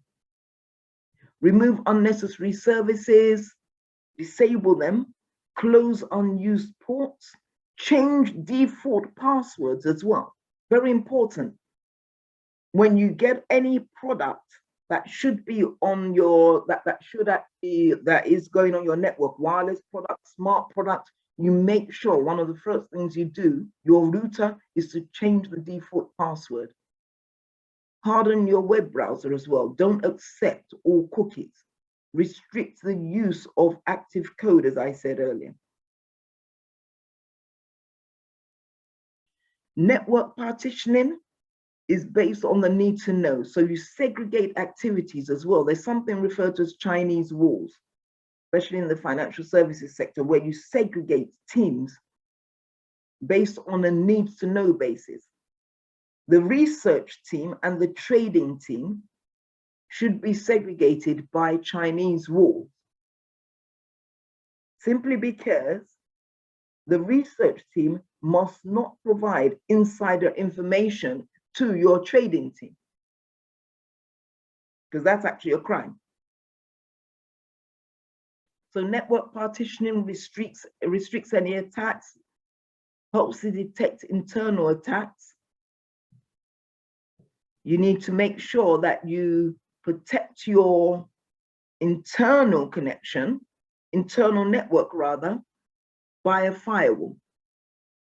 So you separate your external network from the internal network by a firewall. You make sure that that is in place to protect the internal environment.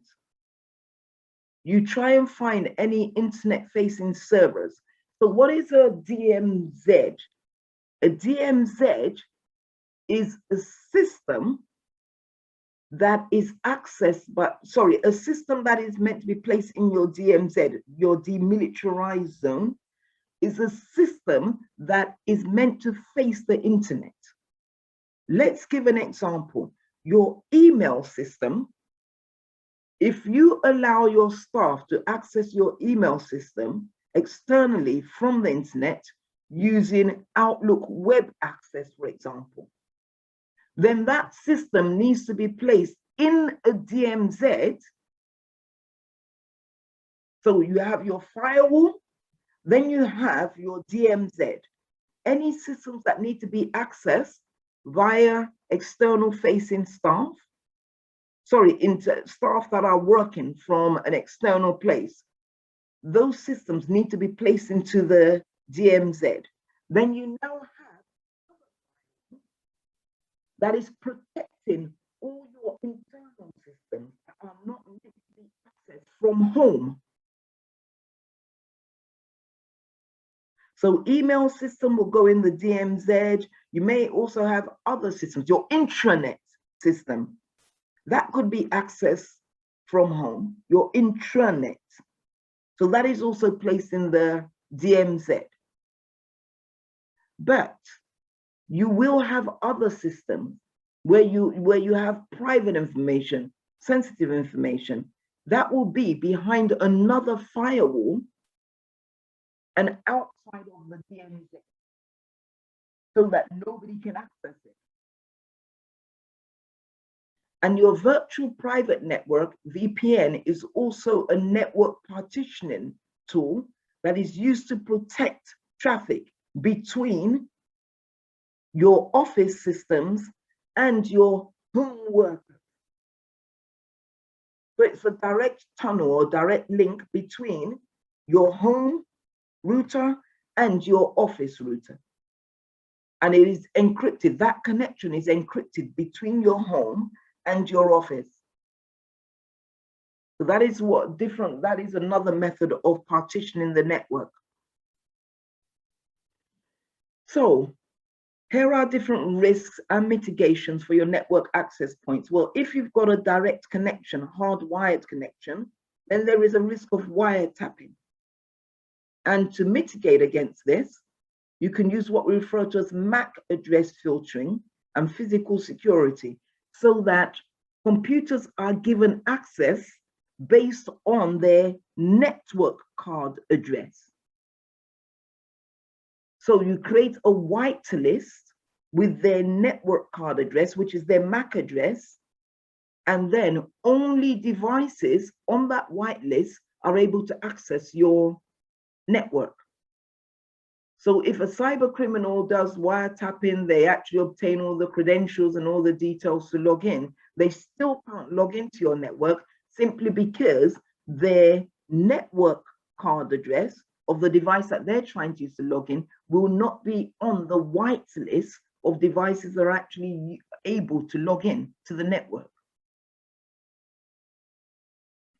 Wireless network connection, what are the risks? Well, you've got the use of open networks, which may result in a man-in-the-middle attack, where again, someone intercepts the traffic. You've got the risk of war driving, where people drive around in cars just looking for wireless routers that haven't been secured, where the default admin password hasn't been changed. So what is the mitigation for that? Well, you can change the default admin password on your router, and you also use a VPN. A VPN, as I said earlier, is a direct connection, a direct encrypted connection between the end user and their office, between our router at home and the workplace's router in the network. That link is encrypted and it is a direct link. And reducing the risk of a wireless network connection means that if we're going to enable our staff to work from home or work remotely, then we need to use a VPN where they can log on using their router from home. So you have to have access to your own router, but then there is also software VPN installed on their laptop so that they can connect directly to your laptop, to your network. And that connection is then encrypted. Remote access, what is one risk of remote access? Again, data interception. So we can use multi-factor or two-factor authentication, encryption, and VPN. Now, what I need to do there is to ask me the question, Do I need a hard stop here? Let me just pause the recording a second, please.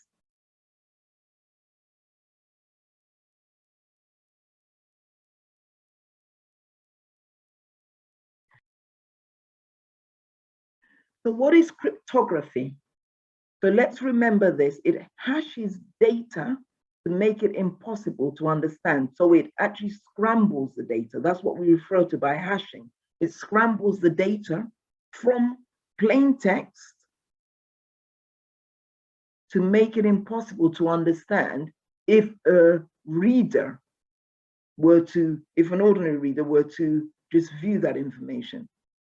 So it converts the data into hashing digits to make it impossible to understand cryptotext.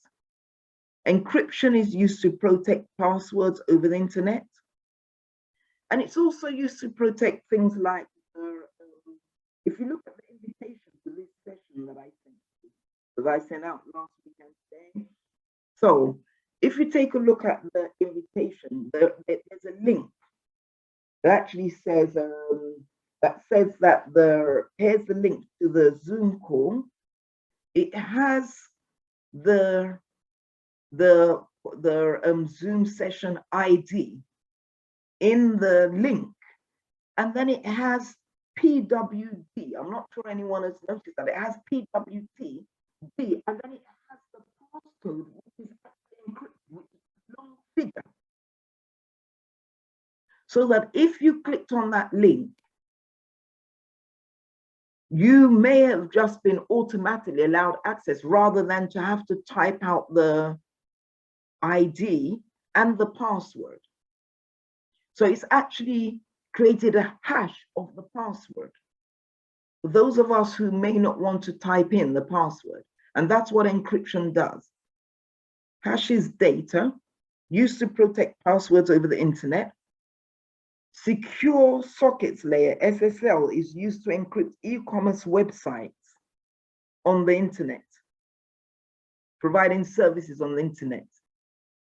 And a VPN, as I keep saying, is a direct point-to-point link that actually encrypts data to prevent traffic eavesdropping, to prevent someone from actually eavesdropping on the connection between workplace and an end user's PC at home.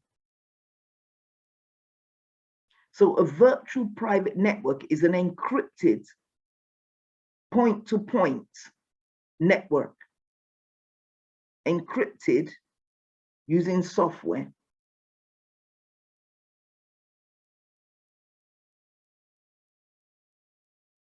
What are intrusion detection systems? Audits and logs real-time events. So your IDS will log real-time events, audits and logs real-time events. Now, most of them are actually passive responders, although some can be configured to be active responders, where they actually send notifications to sysadmin or to InfoSec admins that a breach has been detected. Some can be configured, can only be configured to log those breaches, and then you have to manually go in and see whether any breaches have been detected or not. But most are actually configured to automatically send an alert to the right people. So active and passive response, IDSs are complementary to a firewall. And they can be host-based and network-based. Host-based, where they're based on an end-user laptop, or network-based, where they're based on a network device, such as a server or things like that.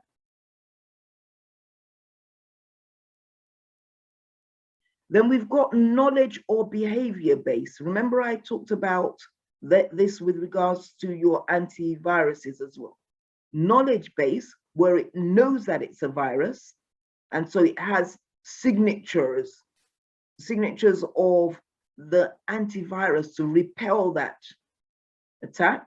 or virus, or heuristics-based, where it's behavior-based, where it's just guessing based on the pattern that is being exhibited by that attack or malware. So knowledge or behavior-based detection, where it's actually suspecting that this packet that is coming into our network is not behaving in a way that would suggest that it is legitimate traffic or it is not malicious. So an IDS can either be knowledge-based or signature-based, where it knows that this is actually a malware attack or it is malware. On the other hand, it could be behavior-based, where it's just guessing. And so if it's an active IDS, it will then send an alert to InfoSec admin to just take a look and see exactly why the system is, what this packet is actually doing. Is it actually a malicious software or is it not? That is our IDS. In the meantime, our IPS.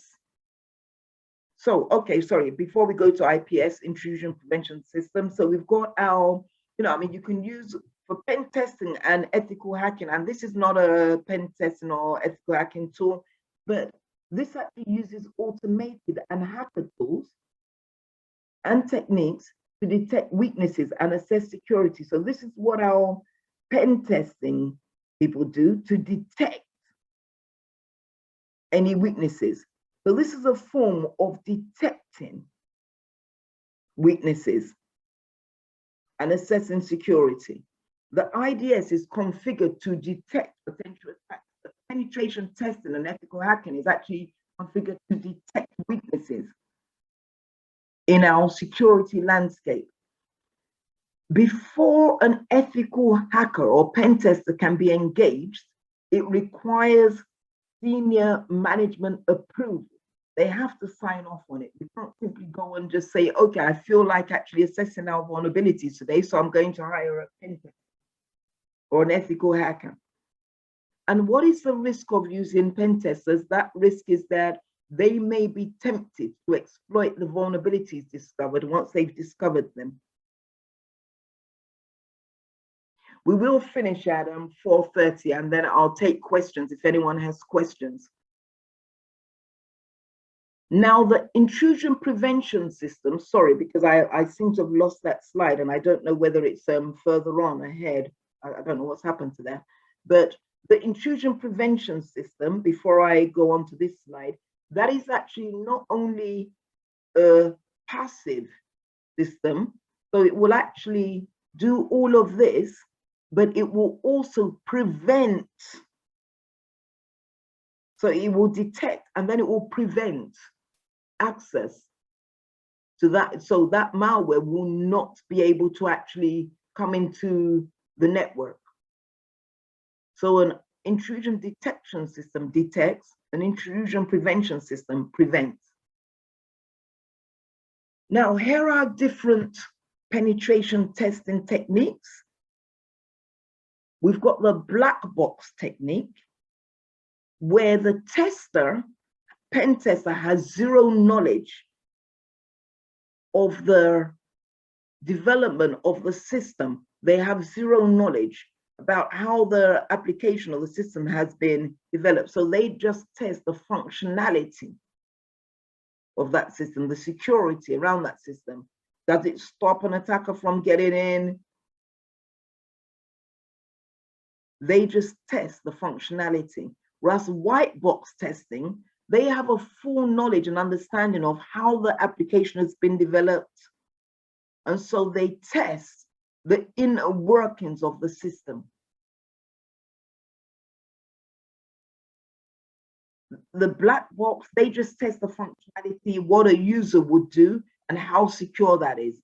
Can a user actually access the system? Can they create files? Can they create folders on this drive? Whereas white box, they have a full knowledge of how the system works.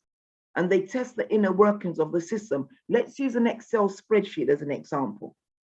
A black box tester will test the functionality only. Okay, you got passwords on this. Does the password stop people from making unauthorized changes, for example?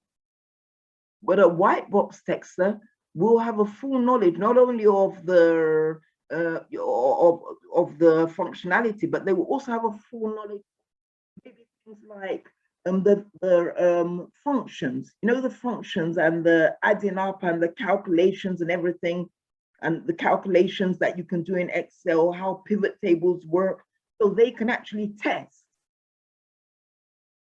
to make sure that that is also secure. So they test the inner workings of the systems.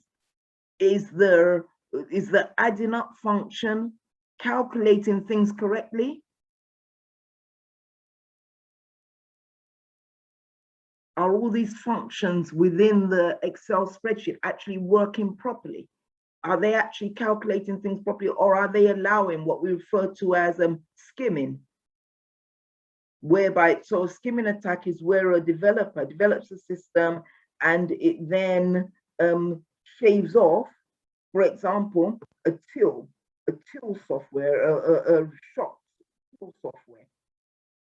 In some cases, they found in some firms, and this was a long time ago that I read about such as this, whereby a husband and wife, they'd actually developed an application for a store, a national store, at least Curry's, I believe it was, and the application was actually shaving off 1 penny per transaction and diverting that penny per transaction into a private bank account of theirs.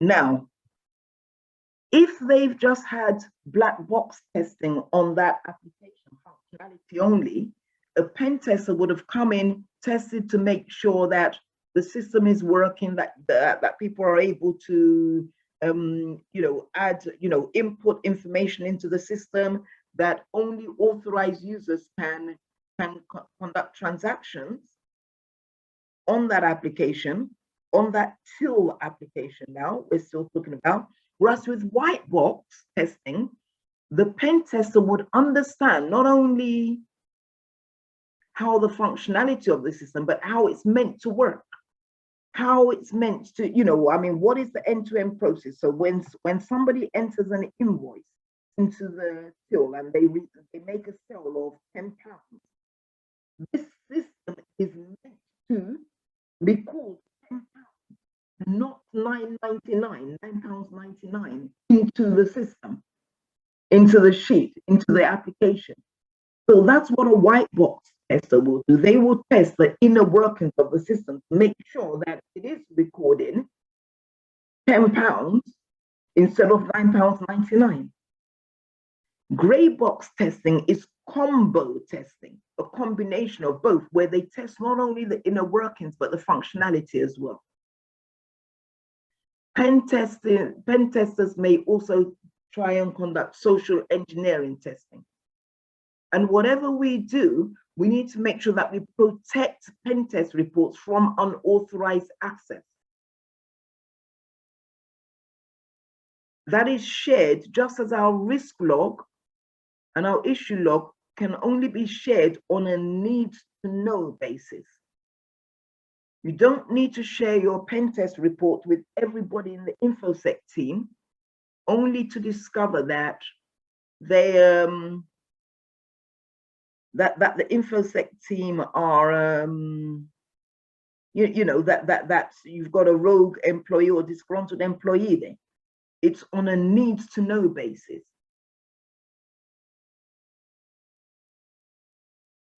So secure network management. Well, we've got our network infrastructure. We need to make sure that our assets, our physical assets, our logical assets, our architecture, all of that is protected.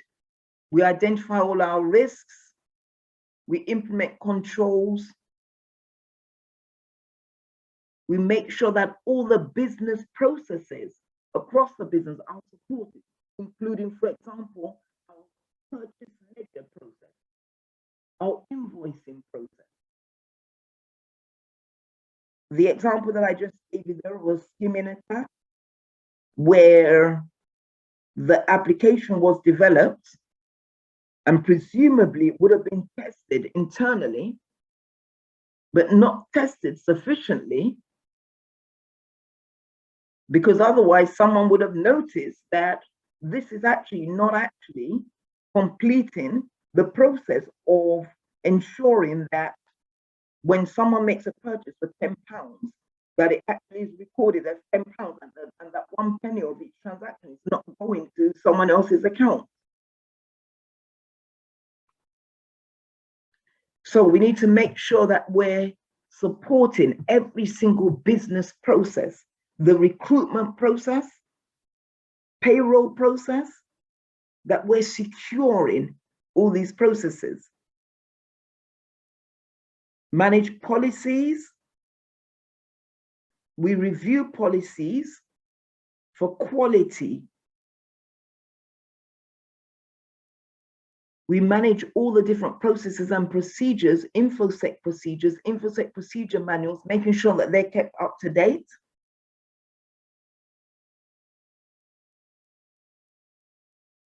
And we ensure that we have metrics, including SLAs and performance measures in place, service level agreements and performance measures in place.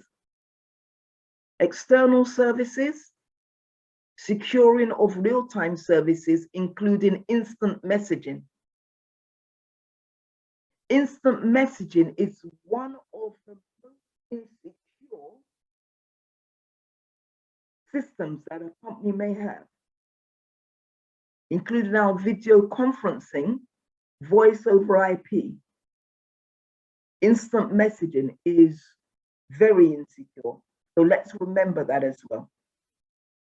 We need to secure any e-commerce, email, internet downloads, file transfers, everything basically.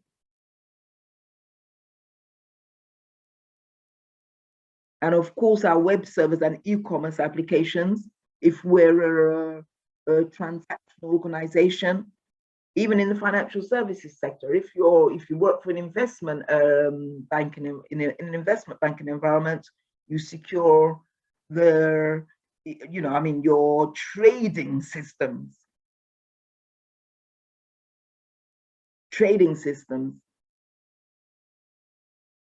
Secure the mobile computing and home working environment. Mobile computing, again, I've said, using mobile device management systems, MDMs. So your mobile device management system may be Exchange, maybe BlackBerry, if your company uses BlackBerry, but they have a mobile device management system. And one of the core things that they need to consider is ensuring that they're able to sandbox applications. What is a sandbox? A sandbox is whereby they actually put in place a partition on your mobile device. The partition is simply your business data from your personal data, especially if the firm introduces bring your own device. You don't have a separate mobile phone. So BYOD, you don't have a separate mobile phone. They haven't given you a mobile phone. They say that you should use your personal phone for your home, use your personal phone for your, for your business transactions. But they need to make sure that they've created a sandbox where they've segregated your business data and using a mobile device. And in the event that you lose your phone, all they need to do is they need to wipe out their data from your phone. If they don't have that sandbox mechanism, then in the event you lose your phone, they could wipe out both your data remotely from the phone. So external services, mobile computing, and home working, the company needs to make sure, InfoSec needs to make sure that they've got all of that covered.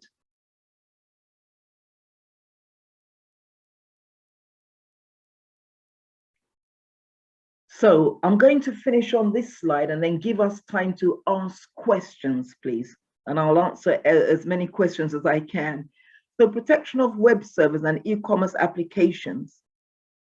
So we've got general public will access our e-commerce servers, definitely, because they'll be the buyers. So you've got your, of course, it's the general public that access these the most. And they will have, in many cases, limited security or no security on their PCs or mobile devices that they're using. If they're using their mobile phone, they may have no antivirus. So it's the responsibility of the firm to make sure that they have appropriate protections in place. E-commerce web servers will be in the DMZ because they need members of the access. So of course they're prone to attack. That's why they will use SSL encryption for the public. That's why you see the padlock, the yellow padlock, indicating that the site is protected using SSL encryption.